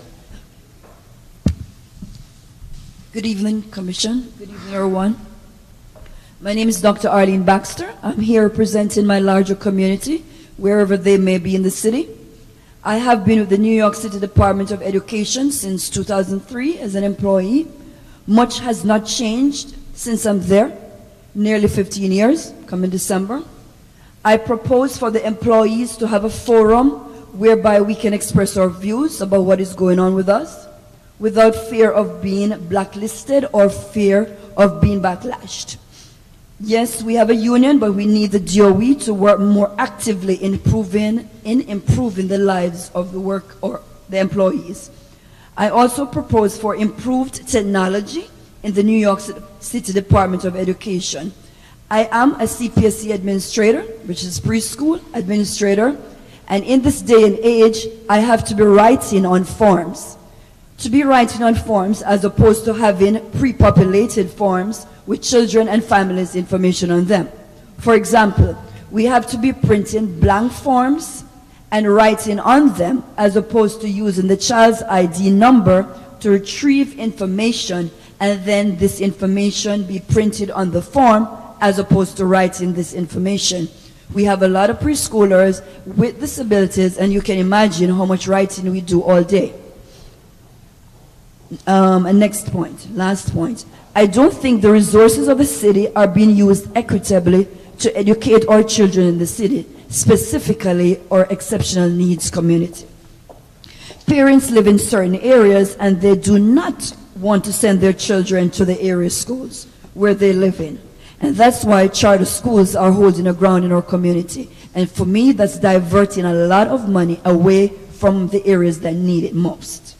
Presently, we see the richer, wealthier neighborhoods having the better schools most times. So there has to be a better way, as this is setting up the poorer neighborhoods as they don't have the resources most times. I am still trying to figure out a better way to assist all children in the ultimate success for all. Thank you. Thank you. Any questions? Thank you. Welcome. Thank you. Have a good evening, everyone.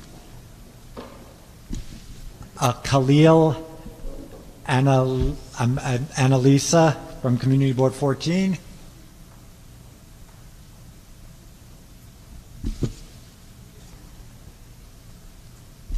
Natalia Pillar.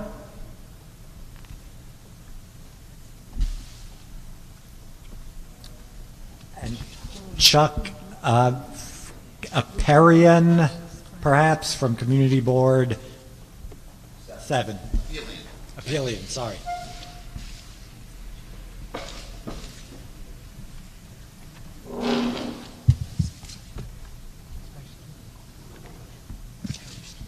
Evening, Commissioners. My name is Khalil Anderson. Anderson, I'm yes, sorry. Anderson. I had a hard time reading the last name. I have a little bit of chicken scratch, but plus you've probably been working all day. So there's three really quick recommendations. I serve on Community Board 14 in Queens. That covers the Rockaway Peninsula. So I had the three quick suggestions I would like to... Could you speak into the microphone? So I just had three... Is that better? Okay, great. So I just had three quick suggestions I'd like to make to the Commission for recommendations here. I'm a community board member, as I stated before, and I would like to see the charter amended to have term limits for community board members. A 10-year term limit would be suffice, so that would be 5 2-year terms. And this is because I've served on the community board for 2 years, and one of the things that I notice is that we have board members who are very well seasoned, very well experienced, but it doesn't allow for the board to sort of accommodate demographic changes to a neighborhood. So whatever the sort of profile of a neighborhood that once was before when those board members were appointed, this doesn't allow for that to accommodate that. So I was hoping that you guys would consider a 10-year term limit so that we can recycle, not recycle, but have new blood coming into the community boards, new suggestions, new ideas, and things of that nature. The other piece I'd like you guys to consider is to allow for a bona fide, a real measure with teeth as it relates to the CBA, as it relates to the ULURP process. Being that I've voted on a few ULURP process changes, text amendment changes with the City Planning Commission that has come to my board, major rezonings. I'd like to see a component that allows the community to have specific suggestions, more so of a legal agreement where the community can have specific suggestions heard by the city and actually implemented. A lot of the times communities are left out of that process of rezoning and such, so I'd like to see that. And also I'd like to see mandatory trainings to review zoning text language for community board members. I had to go through numerous crash courses to understand what zoning text was before I voted on any zoning applications, etc. So I'd like to see it made mandatory, and this is probably a policy change, not a charter issue, so that we go through training so we can actually understand text. It's completely another language. Thank you. Commissioner Fiala? Well, Mr. Anderson, thank you very much. Impressive testimony. I'll leave the term limit issue aside. Okay. But on the ULURP, am I hearing you right that you would, I don't want to mischaracterize you, you want the community board's position to be binding, I assume, as opposed to advisory. So with respect to a particular application, you would want the community board's decision to prevail despite the decision of the City Planning Commission, for example? Certainly. I think that certain aspects of rezoning should be binding from the community board's perspective. I know that as board members we're only advisory, but we should be giving some more power in that issue, in that instance. So could I ask you to do this then? I don't want to put you on the spot now, but your statement was nuanced, and that shows a lot of depth. You said there are certain areas that should be binding. Could you submit to us through our email what specific areas you think you would carve out as binding elements as opposed to advisory? Okay, I can do that. And thank you for your testimony and your service to your community. Mr. Chair? Commissioner Vaca. As many of you know, I'm now a distinguished lecturer at Queens College, and Mr. Anderson is one of my students and has been for 2 terms. I am very, very proud of you. Thank you. Would you care to evaluate your professor? Don't you dare. But I do want you to know he's fantastic. We joined him, the chair of the Urban Studies Department and myself. We went to the Rockaways for a recent visit. He gave us all the land use issues, and the district manager accompanied us, and I want to thank you. But I do want to say, I think that you are the youngest member of, are you the youngest member on the community board right now in the city? I think I'm in competition with a young lady in Harlem. She's board 10. I thank you for your service. I thank you for your testimony. Mr. Anderson is also on student government at Queens College, and he's just a fantastic resource. So thank you, Professor. I want to thank you. I appreciate it. Any other questions? Thank you, Mr. Anderson. Thank you.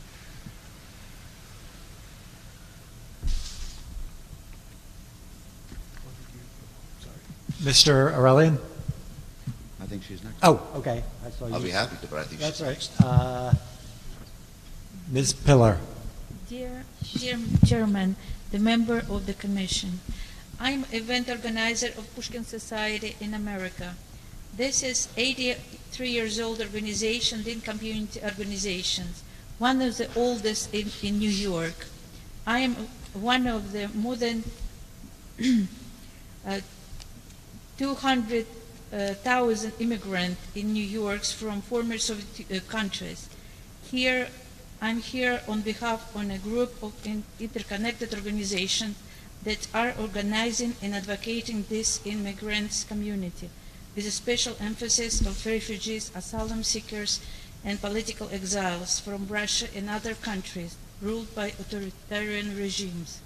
I am here to support and to extend upon the proposal made in the previous hearing by the Dmitry Daniel Dublinsky and Mrs. Nina Rumyantseva to amend Section 18 of Chapter 1 of the Charter by replacing the Democratic Office of Immigrants Affairs with the Representative Commission of Immigrant Community Leaders under the Mayor. These concern immigrants of every ethnicity and race, black, white, Hispanic, Asian, and others. I urge you to replace the office with an Immigrants' Rights and Policy Commission whose members should be appointed from among the candidates of community leaders, roughly proportional in number of size of major immigrants communities in the city, and no less than one for any communities of 20,000 people or more is determined by United States Census. To be effective, this commissioner must be salaried city employees. Also, they should have local offices, and every borough of this offices should be governed by their own immigrant leadership council. Our city nowadays is 37% of foreign-born. What immigrants needs the most are first representation and second real economic opportunities, including for bilingual immigrants professionals with the skills and the passion to serve our community and our city. The office, as it structured under this article, provides none of that. In contrast, government in San Francisco, Portland, Nashville, Houston, and other major cities, it is required by their local laws, include community leaders more or less representative basis, and they have much broader and bolder mandates than Mayor's Office of Immigrants Affairs. We urge you to make sure that our city follows this best practice as it expands democratic participation for its residents in government, such as what so many named been calling for the course of this hearing. Thank you for your attention. It is an honor for me and our organization to participate in this vitally important discussion about the future of our city. Thank you for your testimony. Any questions? Commissioner Howard? Thank you very much. What is it that the Mayor's Office of Immigrant Affairs is not able to do right now? We need more dedicated professionals working with community, foreign community.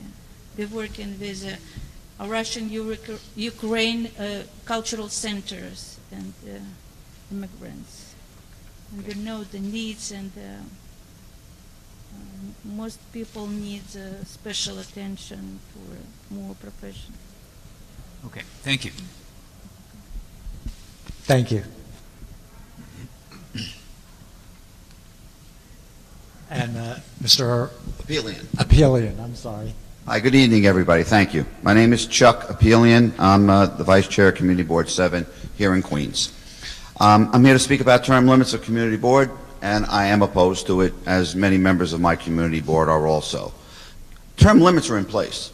Every 2 years, you have to be reappointed. You don't have to wait 4 terms, 5 terms, 6 terms to replace someone that's not a good person. You go in front of the Community Board, you go and you appear before your council member, your borough president, and before you get reappointed, they look at your past service, they look at your past attendance. It's up to the council member, it's up to the borough president, it's their job, it's their appointment to make those decisions. And if someone isn't good, take them out in 2 years, take them out in 4 years. Many community boards have vacancies right now. My board has 1. We've had 3 or 4. I've heard of boards that had 36 members. Where are the people waiting on this list to get onto a community board that are being left out? This isn't a 10-year waiting list to the New York Giants season tickets. People, if they want to come on the board, they will find a way, they will come on the board. But it's not for everyone. It's hard work. I've heard it said before. Of course it's hard work, hard dedication. If you love it, you do it. I'm there 30 years. I love it. Right at that spot on the podium, the borough president says, you do it because you love your neighborhood. And it's the truth. And those that want to stay, stay, and those don't, they move on, and that's okay.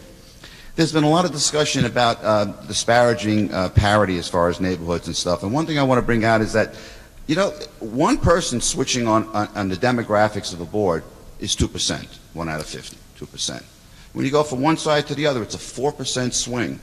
1 or 2 people, all of a sudden you got a 4 to an 8% swing in the demographics, and the numbers get skewed very quickly. It's impossible to mimic neighborhood by neighborhood, gender, demographics, age, ethnic, etc., etc. But overall, the boards are well represented. Term limits is the developer's dream.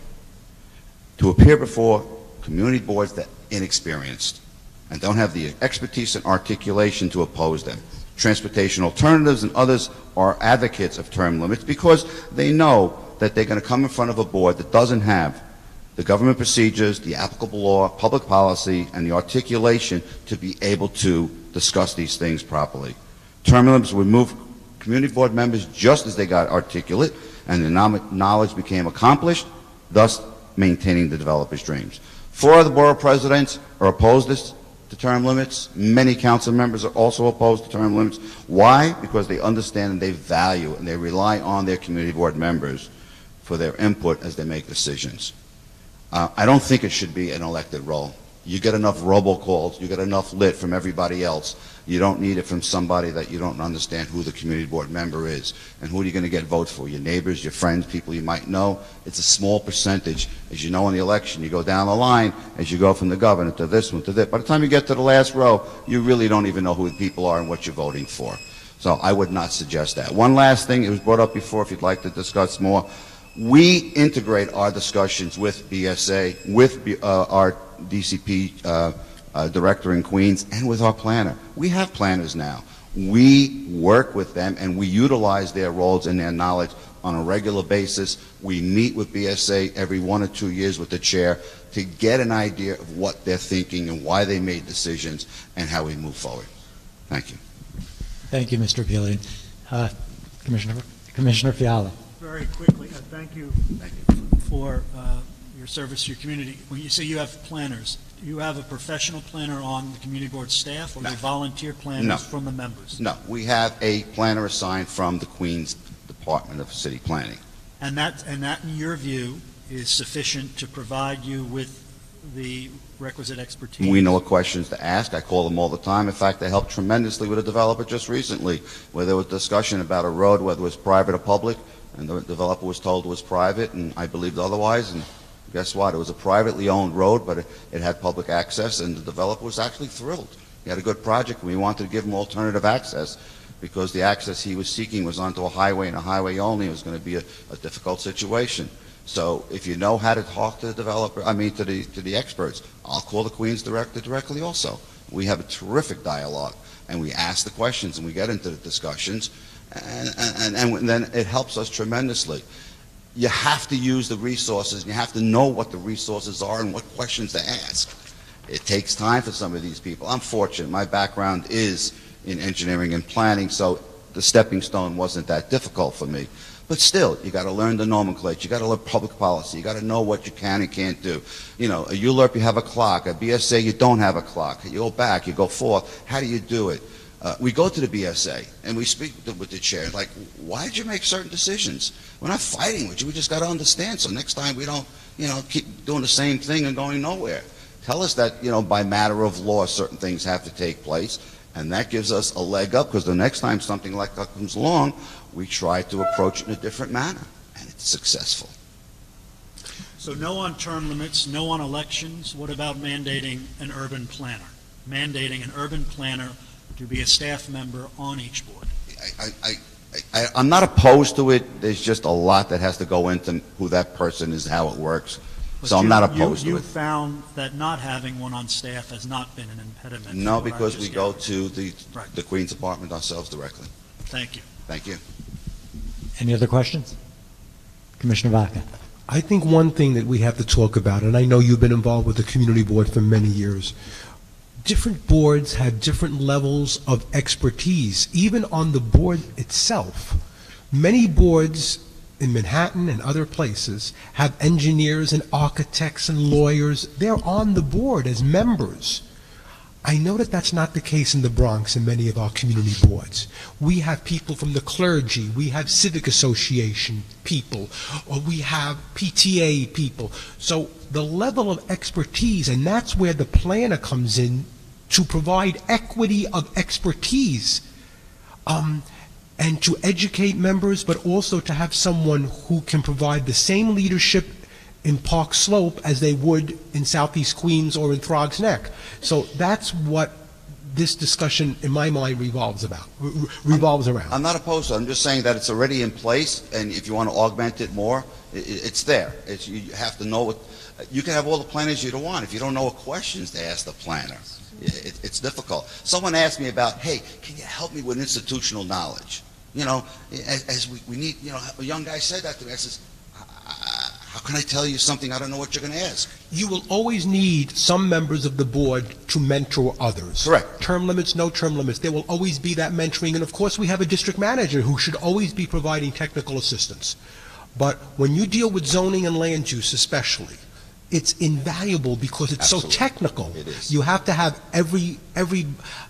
all hands on deck when you deal with land use because it's so technical and detailed. We've been very fortunate in our board. We had one became a BSA commissioner, one was a city planning commissioner that came out of Board 7. Myself, I think I'm pretty good myself. But the fact of the matter is that you just have to be lucky on who comes and goes.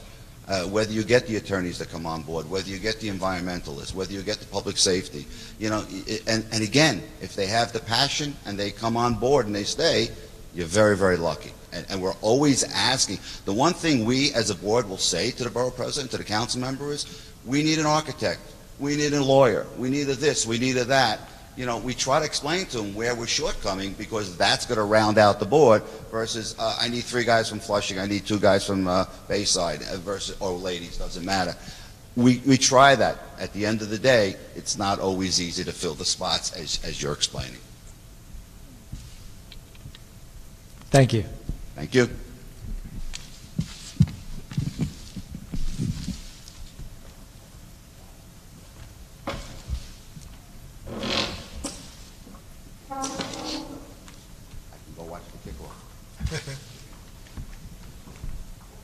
Bilal Karyam from Community Board 12, John Park, and Zuli Rodriguez.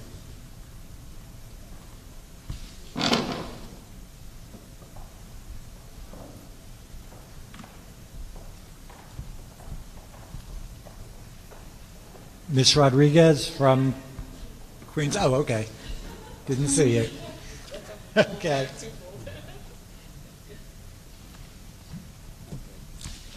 Mr. Karyam? Okay, thank you for having me here, and please be a little patient with me because I just found out about this last night, so I want to make sure I articulate myself correctly. I'm here for community board reform, and that is protection in place for members who are part of the community board. The reason why I mentioned this is because when I first came to the community board about 8 or 9 years ago, we had a member who was elected chair and just re-elected. And because that member was re-elected and didn't agree with the elected official did not renew them to the board. And reasons like this is why people are afraid to join the board, speak up for themselves. I feel like if they go against the status quo, they will not be reappointed. I'm sorry, give me a little time because I have a whole bunch of notes. But we are members of the community who are volunteers who care very much for our community. And numerous of times we're not always going to be on the same page. And a lot of members come to me and they're not going to be as outspoken and as, I'm kind of like fearless, I don't want to give myself too much credit, but they're not going to be as outspoken as me.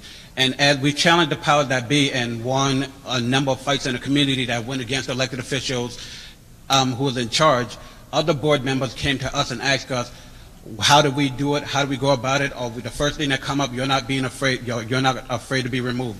We need to put some mechanism in place to ensure that if they are not reinstated and they're in good standing and doing everything they're supposed to be doing, that there is some type of process in place and a way to challenge them being removed. Thank you.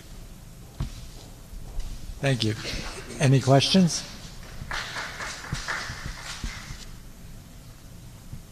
Mr. Park. Hello. Sorry. I also found out about this last night, so here we are. My name is John Park. I'm the executive director of the Maquon Center for Community Action. I'm authorized to speak on behalf of the organization. I'm also unofficially speaking on behalf of my kids and my spouse, because I still have to ask permission from them. The Maquon Center is the lead organization that promotes civic engagement in New York City for Asian American organizations. We are the lead organization for APA Voice, Asian Pacific Americans Voting and Organizing to Increase Civic Engagement. It's a 19-member organization committed to increasing civic participation in our communities. And we also founded and led Accord back in 2012 and 2013, which stands for the Asian American Community Coalition on Redistricting and Democracy. It was during the last cycle of redistricting. What I'm here to ask for is to amend the charter for two things. One, to restrict any former elected officials from serving on the Redistricting Commission, and also to restrict elected officials from directly appointing who sits on the commission. In the last redistricting cycle, it was clear that the Redistricting Commission included an individual who had an ally who was an incumbent and whose incumbency ended up being further protected after the new district lines were finalized. That particular district had an elected official whose campaign overtly ran on some key messaging which was anti-Asian American and immigrant. I won't go into details, but I think some folks know who those folks are. In the arena of political influence, almost as a rule, when there are opportunities or holes in the system to have an advantage, especially for incumbents, those opportunities are inevitably leveraged. I have nothing against elected officials. Some of my friends are elected officials. I've even had elected officials in my own home. However, there are political realities, and because of those realities, we need to close those opportunities and holes. Gerrymandering is a loophole in our sacred democracy, and I think we're all on the same page that voters should select their elected officials and not the other way around. Although it's true that we do have a commission that determines the district lines, elected officials who are choosing those commissioners tend to select friends and allies who are potentially serving as their proxies and to serve essentially on their behalf. Power isn't just exercised by who sits at the table, it's exercised by choosing who gets to sit at that table. And what the current Redistricting Commission accomplished is not an independent commission, but the ability to claim that a fair process exists with elected officials removing themselves from being held accountable to claims of unfairness. Thank you. Commissioner Fiala? Oh.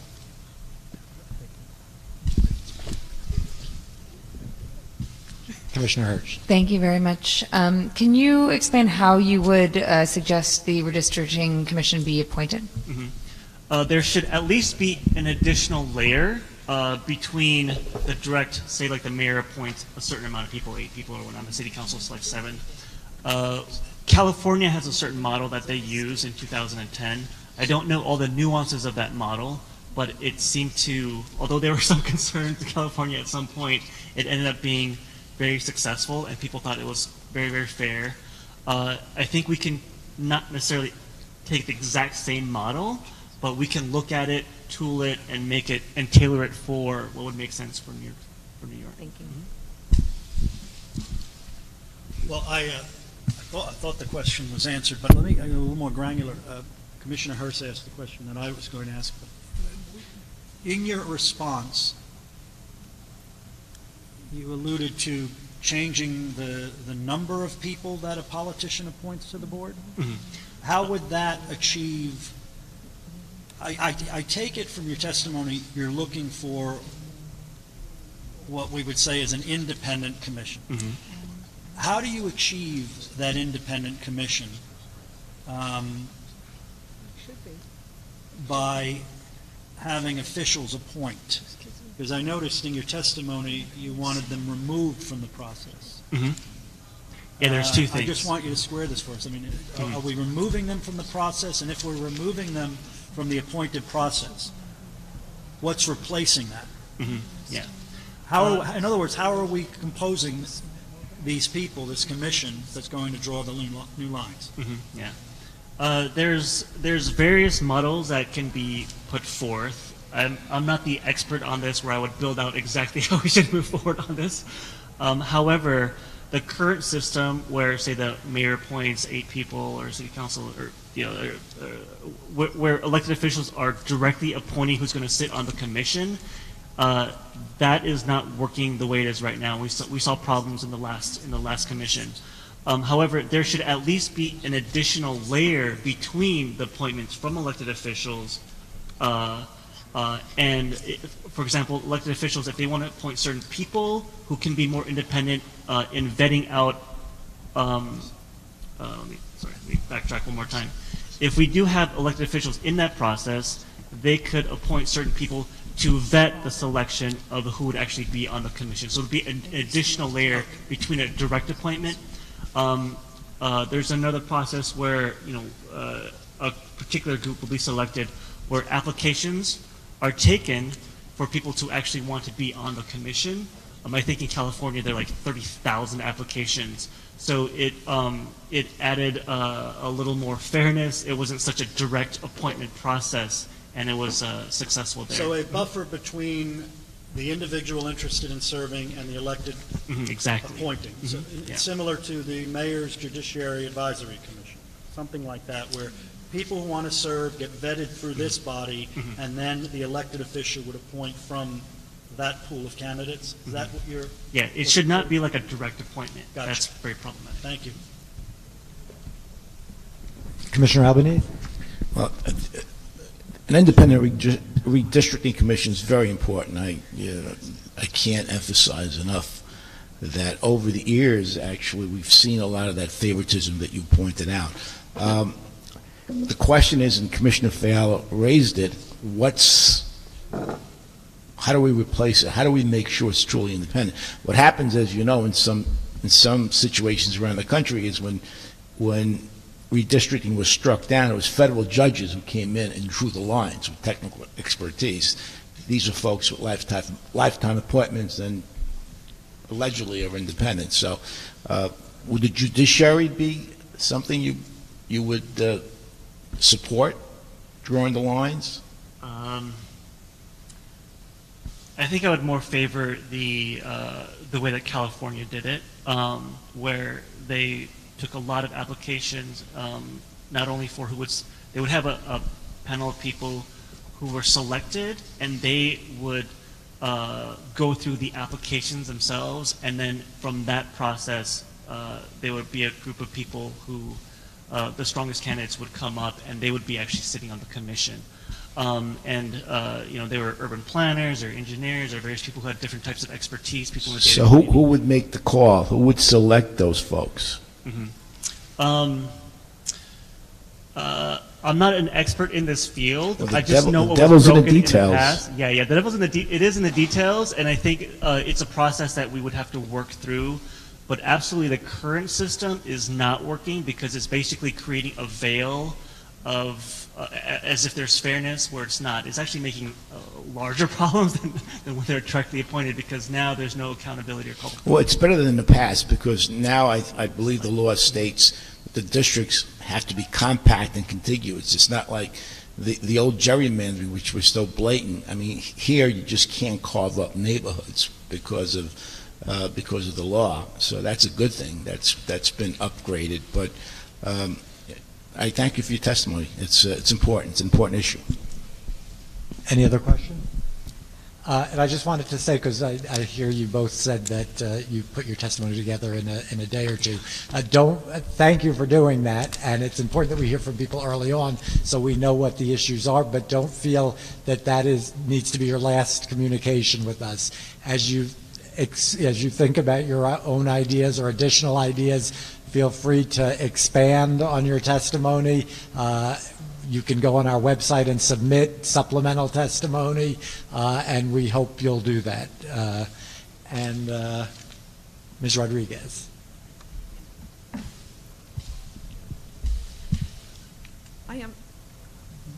I am so happy to be able to speak on the voiceless and abused animals of New York City. I am given a rare opportunity to not be disrespected and finally express the abuse of sentient beings. That their only crime is human selfish breeding. I am here to beg with your presence to get rid of the 1894 rule change that has an irresponsible, making incorrect decisions and leaving the responsibility of animal care to the Mayor de Blasio Department of Health, and to immediately fire the Department of Health, whose only business is to put human health on the line when it comes to ignoring 8 health code violations. They fired wonderful employees. They fired free volunteers at Animal Care and Control.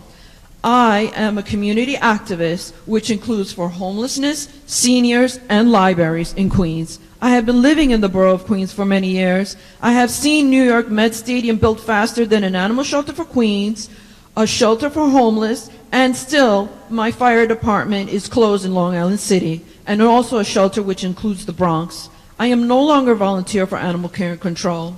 I traveled in Manhattan at 116th Street and 3rd Avenue. I live in the borough of Queens. I spayed and neutered feral cats. I fed. I spend my money. I get no help from Animal Care and Control, and the ASPCA and the Mayor's Alliance, and or my councilman. I volunteered under the Bloomberg administration, which was Dr. Farley at the time, and the notorious Julie Banks. Bloomberg is no longer the mayor. Mayor de Blasio promised he would not do what Bloomberg had done. He would get rid of the Department of Health, and he would also remove horse carriages from the street. That never happened. What can I say? I have documented proof of ACC, pictures and notes, and an ex-employee letter from getting rid of phones. ACC got rid of phones. How were they going to be able to call animals that they were going to save? From firing free help volunteers, they fired volunteers who cared too much at animal care and control.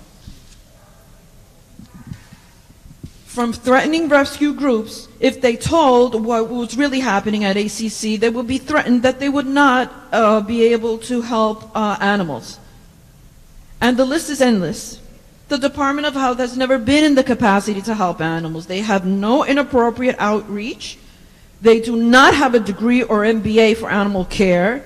They do not engage the public to ask for discretionary funds. On April the 24th of 2018, I went and I spoke at the Health Committee, and Mr. Levine was very rude.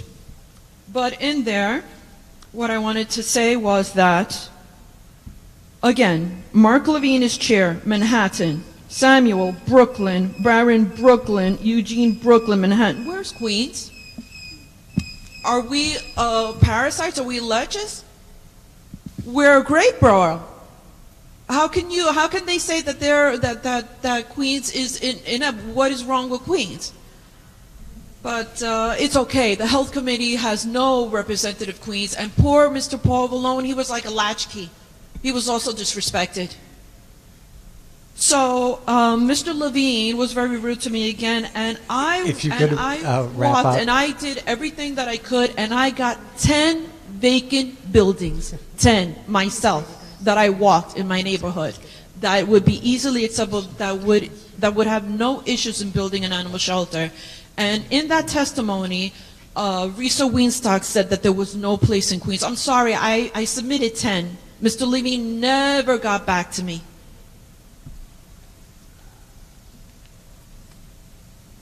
So going back to the... Ms. Rodriguez, if you could wrap up and submit your testimony. Yes. The first law was enacted in 2001, but Mayor Bloomberg convinced the City Council to rescind it.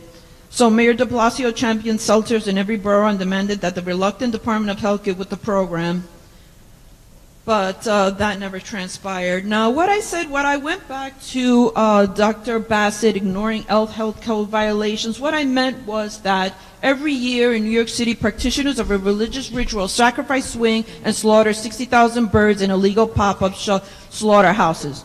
Why is nothing being done despite a full toxicology investigation and report, hours of video, photographic evidence, and flagrant violations of 15 health code violations? That's what Mary Bassett, that was the present. She is no longer here in New York City. That's who runs ACC. They slaughter chickens in Brooklyn, and they're contaminated. They're contaminating feces and body parts. Can we be proud of that? That's the Department of Health. So if she doesn't care about human health, you can certainly count on them for doing something not for animals. Now, this is an article that I have. Can Queens be proud of this? Cats in Queens Purgatory? Can we in Queens be proud of that? You'll have to submit. So now, Donnie, you have to wrap up, Ms. Rodriguez. You have to submit your testimony. So what I wanted to say, if you didn't want to build any shelters, fine. I'll submit the 10 places that they have. Build a homeless shelter or open up the firehouse. So that is my testimony. Sorry that it bothered you. It didn't bother me. It sort of felt that way, sir, just like in the Health Committee. But I said what I said. So in essence, if you want to continue and if you allow the Department of Health to continue to get a 34-year contract, it's okay. You can give them raises that they have and actually doing nothing for Ms. Rodriguez, you're being very unfair to the people who are waiting.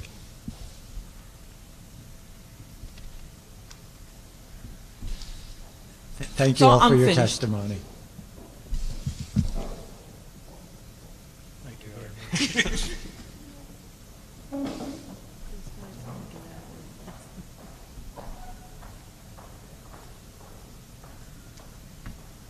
Bright Lim and Mark Laster, I think it is.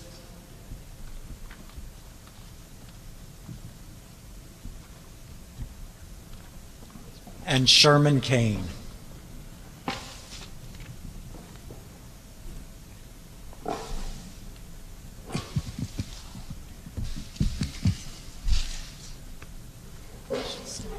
Mr. Lim? Thank you. Good evening. Thank you very much for your time. It's good to see you in person. My name is Bright Lim. I live in Queens.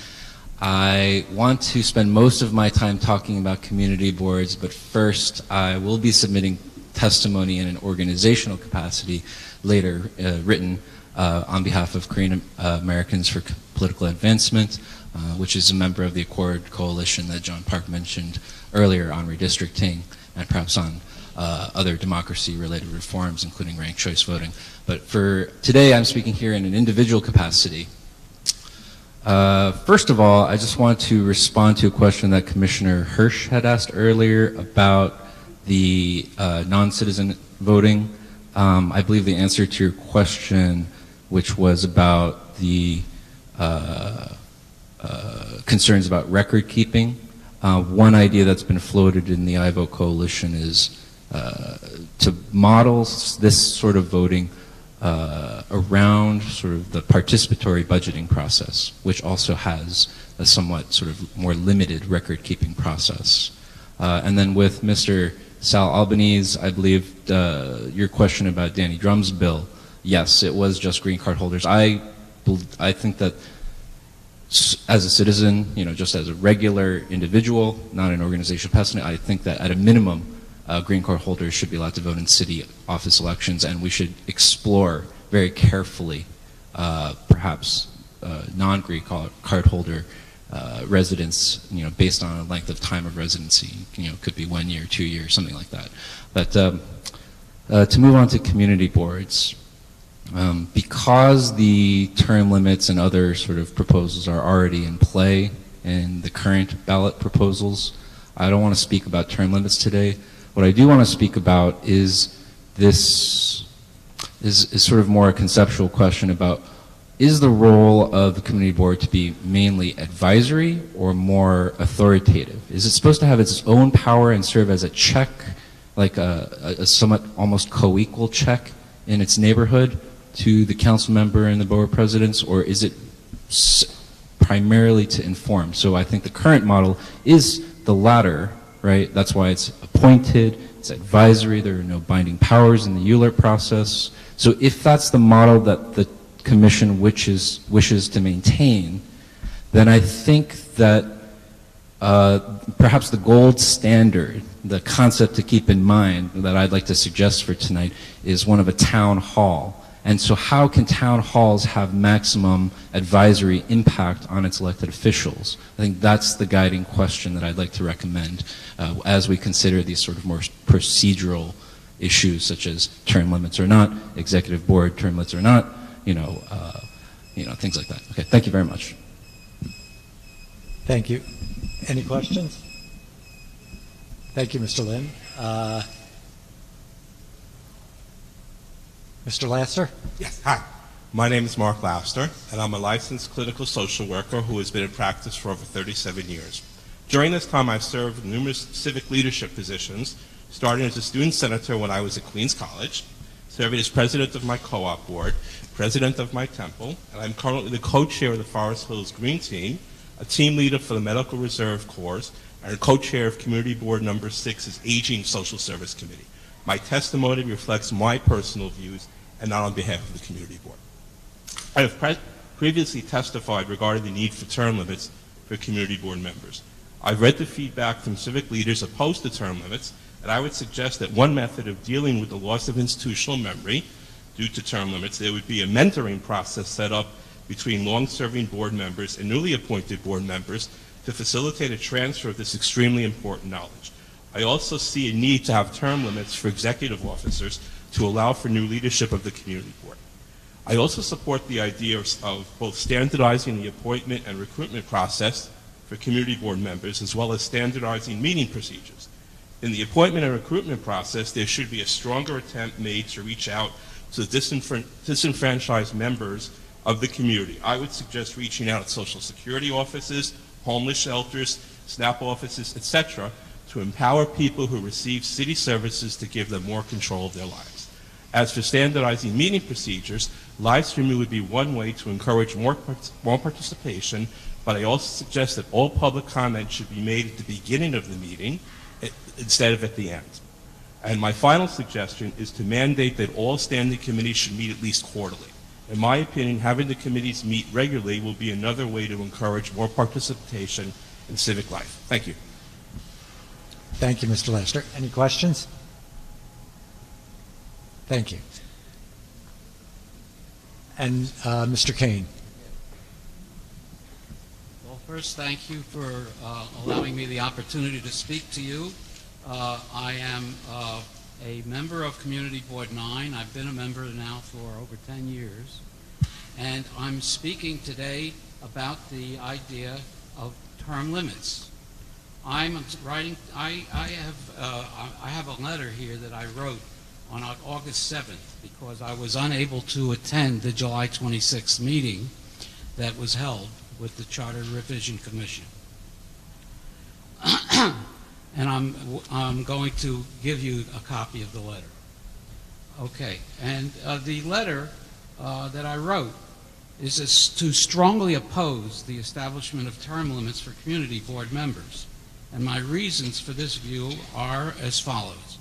It takes several years for a community board member to establish institutional intelligence, which is the knowledge and experience of the functioning of New York City agencies that makes the member effective. The term limits on community board membership would waste this institutional intelligence of existing community board members. Since community board members are volunteers, the city gets this for free. Diversity in membership is easily accomplished simply by appointing interested new community members every 2 years. The membership, the term of a community board member is only 2 years. So the borough president can reappoint whoever they want after 2 years are up.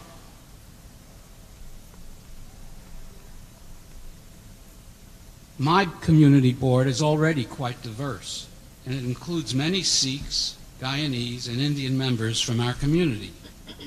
With 44 current members, there is still room for 6 additional members for those residents who are interested in participating.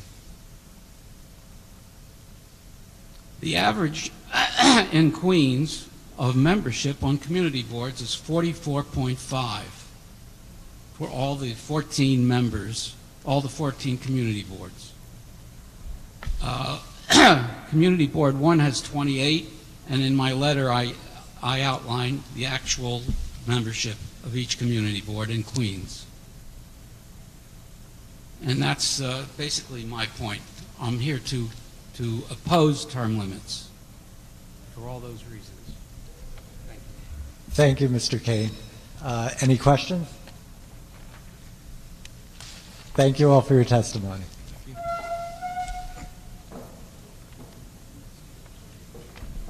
Lynette Towsley and Frank Morano.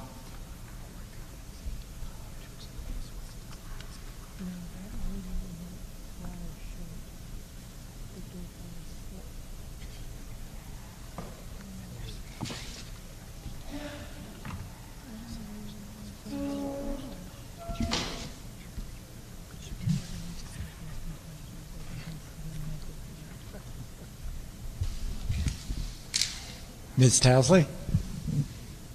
Good evening. Thank you for allowing me to speak. My name is Lynette Townsley. I'm from St. Albans, Queens. Could you use the microphone? I'm from St. Albans, Queens. I'm a little nervous. This is my first time doing a testimony, but I'm really not even sure if this is the venue, but I just wanted to suggest, can you hear me now? Yes. Okay, thank you.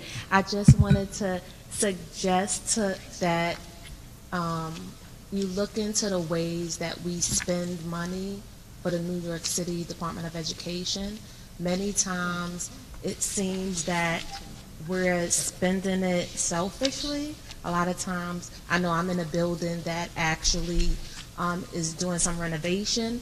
So one day they'll change the LED lights, then they'll come back a couple of months and change the wiring. So they have to like do the whole thing over. Or even when it's time to purchase goods for the school, like an air conditioner or something like that, it's like extremely high cost. I'm not sure of the whole procurement process, but it seems a little bit flawed, where it seems like you could go to a Home Depot or something and get it much cheaper, and we'll pay maybe 5 times as much because it's through a process. So just trying to utilize the citizens' funds wisely, I think that's needed. In addition to, I know there's been a lot of talk about like the co-locations to the schools. I don't think no one is looking at or taking in consideration the children. So there may be a lot of schools that's collated with middle schools where the spacing is not really right for high school students that are larger. And also like their gyms are made differently than the high school in sizing. So just being a little bit more mindful at the spending when it comes to the Department of Education. Thank you. Thank you. Any questions? Thank you. And Mr. Marano. Thank you, Commissioners. First, let me thank you for your service. I know it's a long night for you, and it's not your first long night that you've put in, and you're not getting paid to go all over the city and listen to people like us complain about everything that's wrong with city government, so know that it doesn't go unappreciated. I have testified before every Charter Revision Commission in the city since 2002, and I've known many of the commissioners. And I mention that for 2 reasons. Because one, no matter what time I sign in, it seems like I end up listening to a lot of folks talk before me, which I'm happy to do. I learn a lot. Tonight, for instance, we heard testimony about the Veterans Advisory Committee. We heard testimony about animal care and control. We heard testimony about whether community boards should be term limited. The Civilian Complaint Review Board. We heard whether or not there should be advise and consent requirements for mayoral commissioners. Innumerable issues, each of which could stand to deal with 2 or 3 months worth of expert testimony in and of itself. And the common theme out of every commission that I've been a part of is the people that come to testify, the people that come to watch, the people that serve on the commission, every single one of them, they tend to feel at the end of their service as if there wasn't enough time to really get into the nitty-gritty of a comprehensive review of the city charter, which is your mandate. So rather than pick and choose which issues folks have brought to your attention today, I would suggest that you put before the voters next year a question to put forward a permanent Charter Revision Commission. Because what happens every single time there's a Charter Revision Commission, the last one being in 2010, which Commissioner Fiala I know served on, is that those of us that are good government activists, those of us that are students of city government, those of us that want XYZ issue implemented, we're left hoping that the next mayor, or in your case the next speaker, will appoint a Charter Revision Commission which will pick up the baton and continue the work of the previous commission. And sometimes they do, sometimes they don't. But if it was mandated that there was a Charter Revision Commission every 2 years, and that it was appointed through a politically diverse composition, as you've been, not just a mayoral task force, then it would give you the opportunity to lay the groundwork for future commissions, not feel an obligation to finish all the work on every single issue that people have brought to your attention in only 2 years.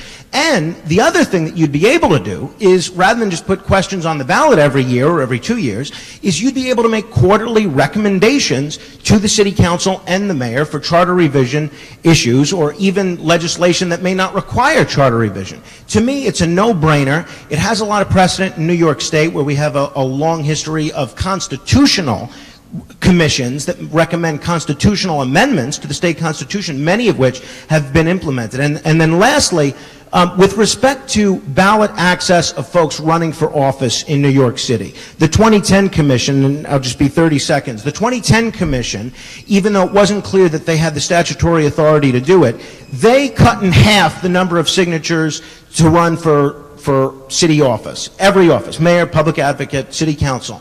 What if you guys were to, in addition to allowing people to petition their way on the ballot for every office, allow those folks running for office in New York City to pay, as an alternative option, a 1% filing fee of the salary for the office that they were seeking. So rather than this bureaucratic morass that is the Board of Elections, where you have a cottage industry of lawyers, political consultants, and petition gatherers, you say to candidates, you know what, if you choose to pay this 1% filing fee, in which case the city is maybe making some money instead of spending a lot of overtime to have people check signatures for folks doing these bizarre ballot access petition challenges, you can spend your time going to voters, talking about your ideas, talking about your qualifications, why you're best suited to represent your community. Think of what a huge step that would be. A lot of other municipalities do it, a lot of other states do it. Florida, for instance, allows the option of a filing fee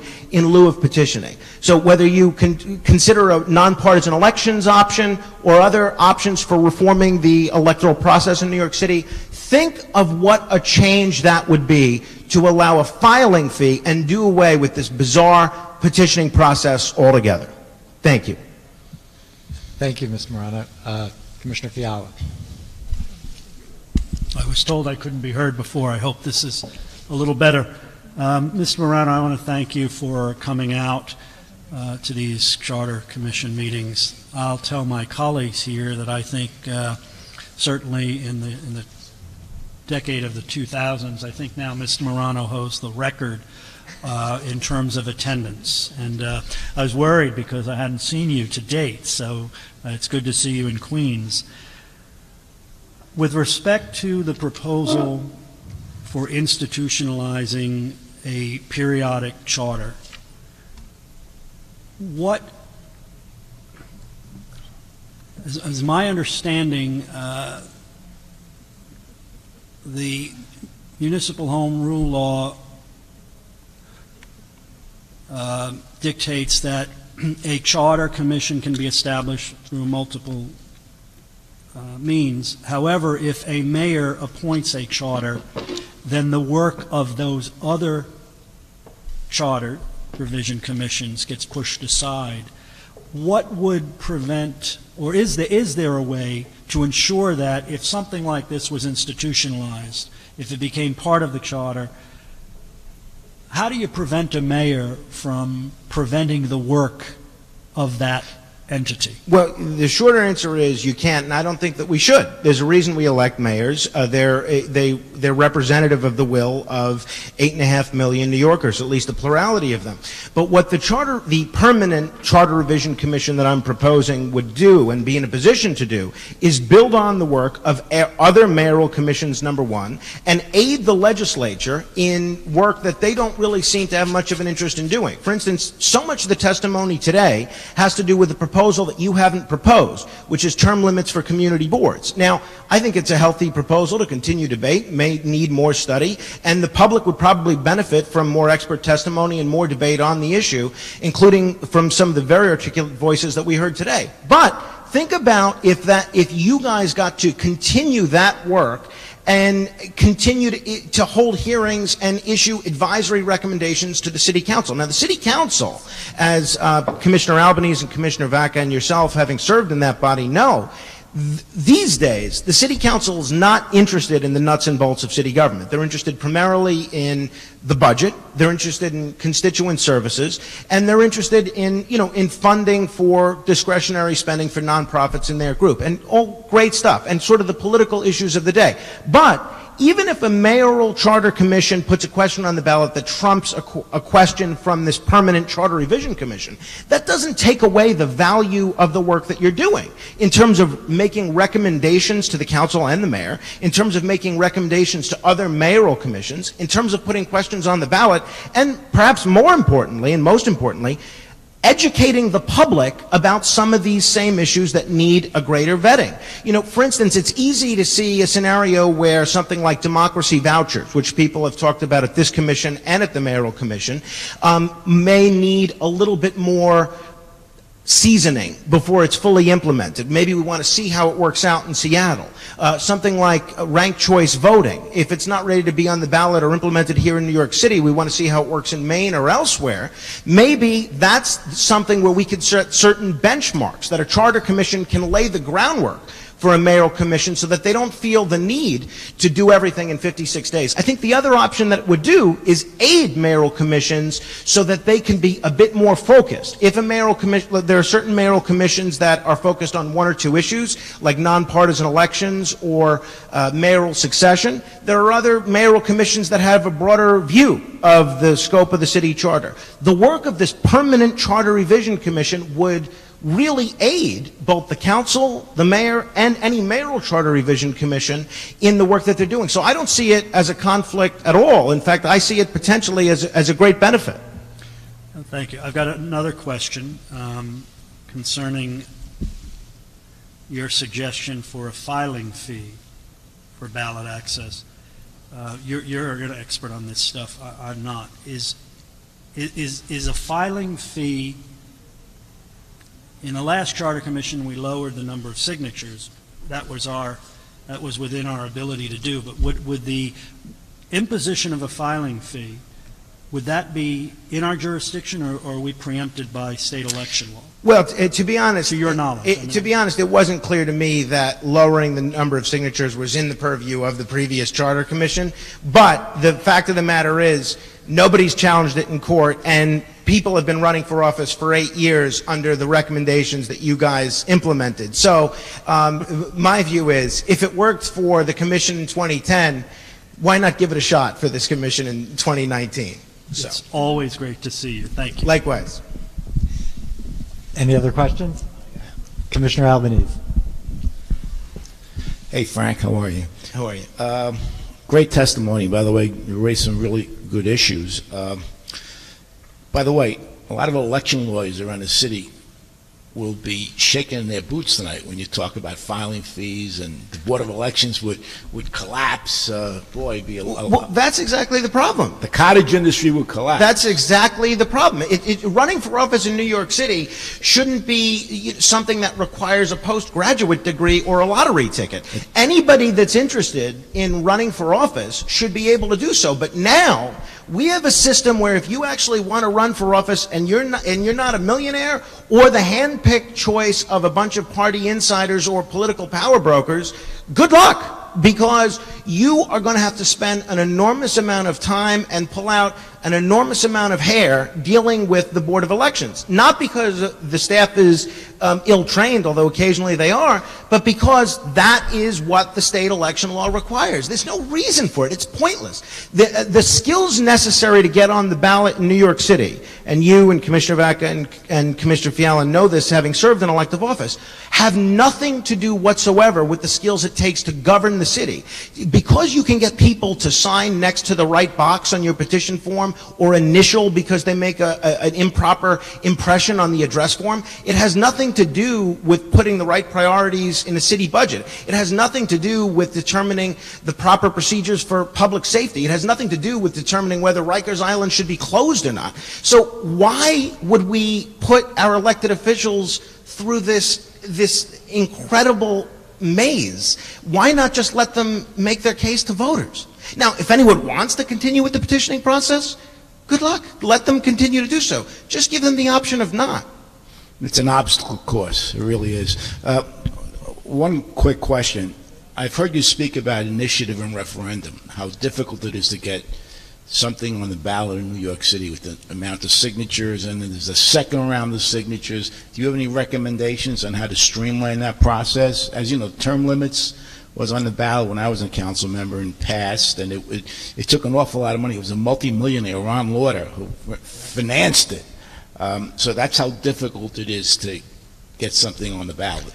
Can we, in your opinion, you've studied this, is there a better way to do this? Well, so I have a twofold recommendation, but I'd begin by saying I think that is the precise issue that could benefit from a whole evening of hearing real experts in initiative and referendum testify about the benefits, the virtues. But I think the term limits question that Ron Lauder put on the ballot that you alluded to is the only question in the history of New York City, to my knowledge, that has ever come about and been put on the ballot as a result of petitioning. The other two attempts to put a question on the ballot through petitioning, one the UFT tried to put on in 2003 or 2004, and one had to do with another investigation into the World Trade Center attacks.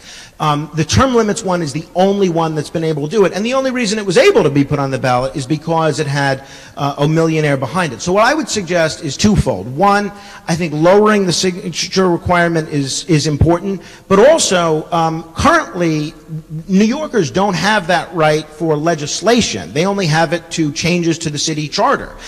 People may have suggestions that don't necessarily require a charter change that they feel aren't being properly addressed by the city council. So I would suggest extending that initiative and referendum via petition through legislation, not just charter change.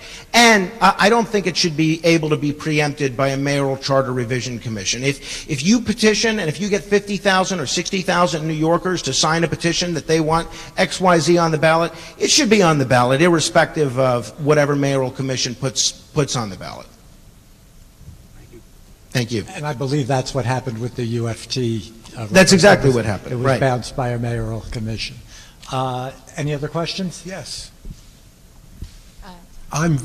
You really made some very good points. I thank you for your insights, and you've got me thinking about a couple of things. But one thing I'm thinking about is, in addition to your excellent presentation, you did say in paragraph 1 that you said that you would abolish certain offices. No, I just alluded to, I mean, there might be offices that I think shouldn't be there that are, and maybe some offices that should be in place that aren't. I just was talking about the diversity of testimony that I tend to hear at all these commissions. And I don't think there's any way that a single commission, even a 2-year commission, can give a proper vetting to the mammoth aspects of the city charter. And I think the city council, and you know from having been a council member, even a committee chair, they're not necessarily interested in what the composition is of the Procurement Policy Board. They're not interested in the many aspects of the city charter. They're interested in delivering for their constituents. But having a charter revision commission solely focused on the nuts and bolts of city government, including what offices should be there and what function they should serve, I think it would only aid the council members and sort of free them up to really focus on delivering from the folks that they represent. You mentioned rank voting. Is that something? Are you speaking for the Reform Party?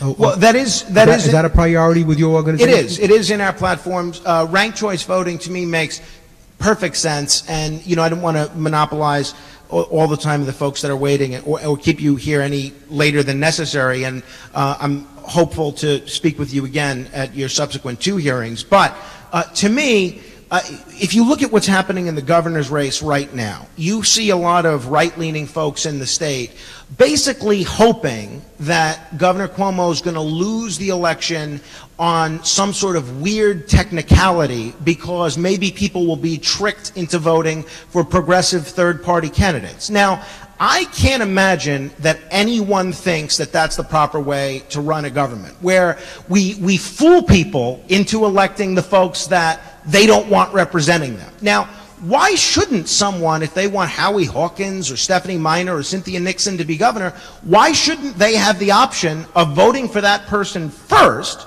and not having the person that they fear being elected be elected? To me, it makes no sense. And if you look at the amount of money that this city wasted on a runoff for public advocate in 2013, an election which almost nobody showed up in, for an office which has very little power, I mean, what are we doing? We're wasting money to hold runoff elections in primaries, and we have a system where we have people talk about splitting votes and third-party candidates taking votes from other folks. What sense does it make? With ranked choice voting, you save money, and you actually allow someone to get elected who's representative of the community they serve. I thank you. Anyone else? Okay, and we appreciate your thanks to us, but really we want to thank all of you who took time to come out, and please, as I said, if you have additional testimony, come to our subsequent hearings, submit testimony, tell, organizations, and, we want to hear from as many people as possible, and that's what we're here for. This will be, I understand your point, this will be the longest serving commission in at least 3 decades. So while obviously we can't do everything, we are going to review the entire charter and do our best. Is there anyone else from the public who wishes to testify whose name I haven't called? Hearing none, I would like to thank everyone for attending and sharing your thoughts and ideas with us, and encourage you to continue to do so through this process. Remember our website, charter2019.nyc, and follow us on Twitter and Facebook at charter2019nyc. Our next hearing will be this coming Monday, September 24th at 6 p.m. at the College of Staten Island. Commissioners, while you're more than welcome to take your written materials, leave the name tag, the nameplates, and the folders so we may use them again. I'll now entertain a motion that this meeting be adjourned. So moved. Second? Second. All those in favor? Aye. The meeting is adjourned. Thank you. Oh, good job, You too.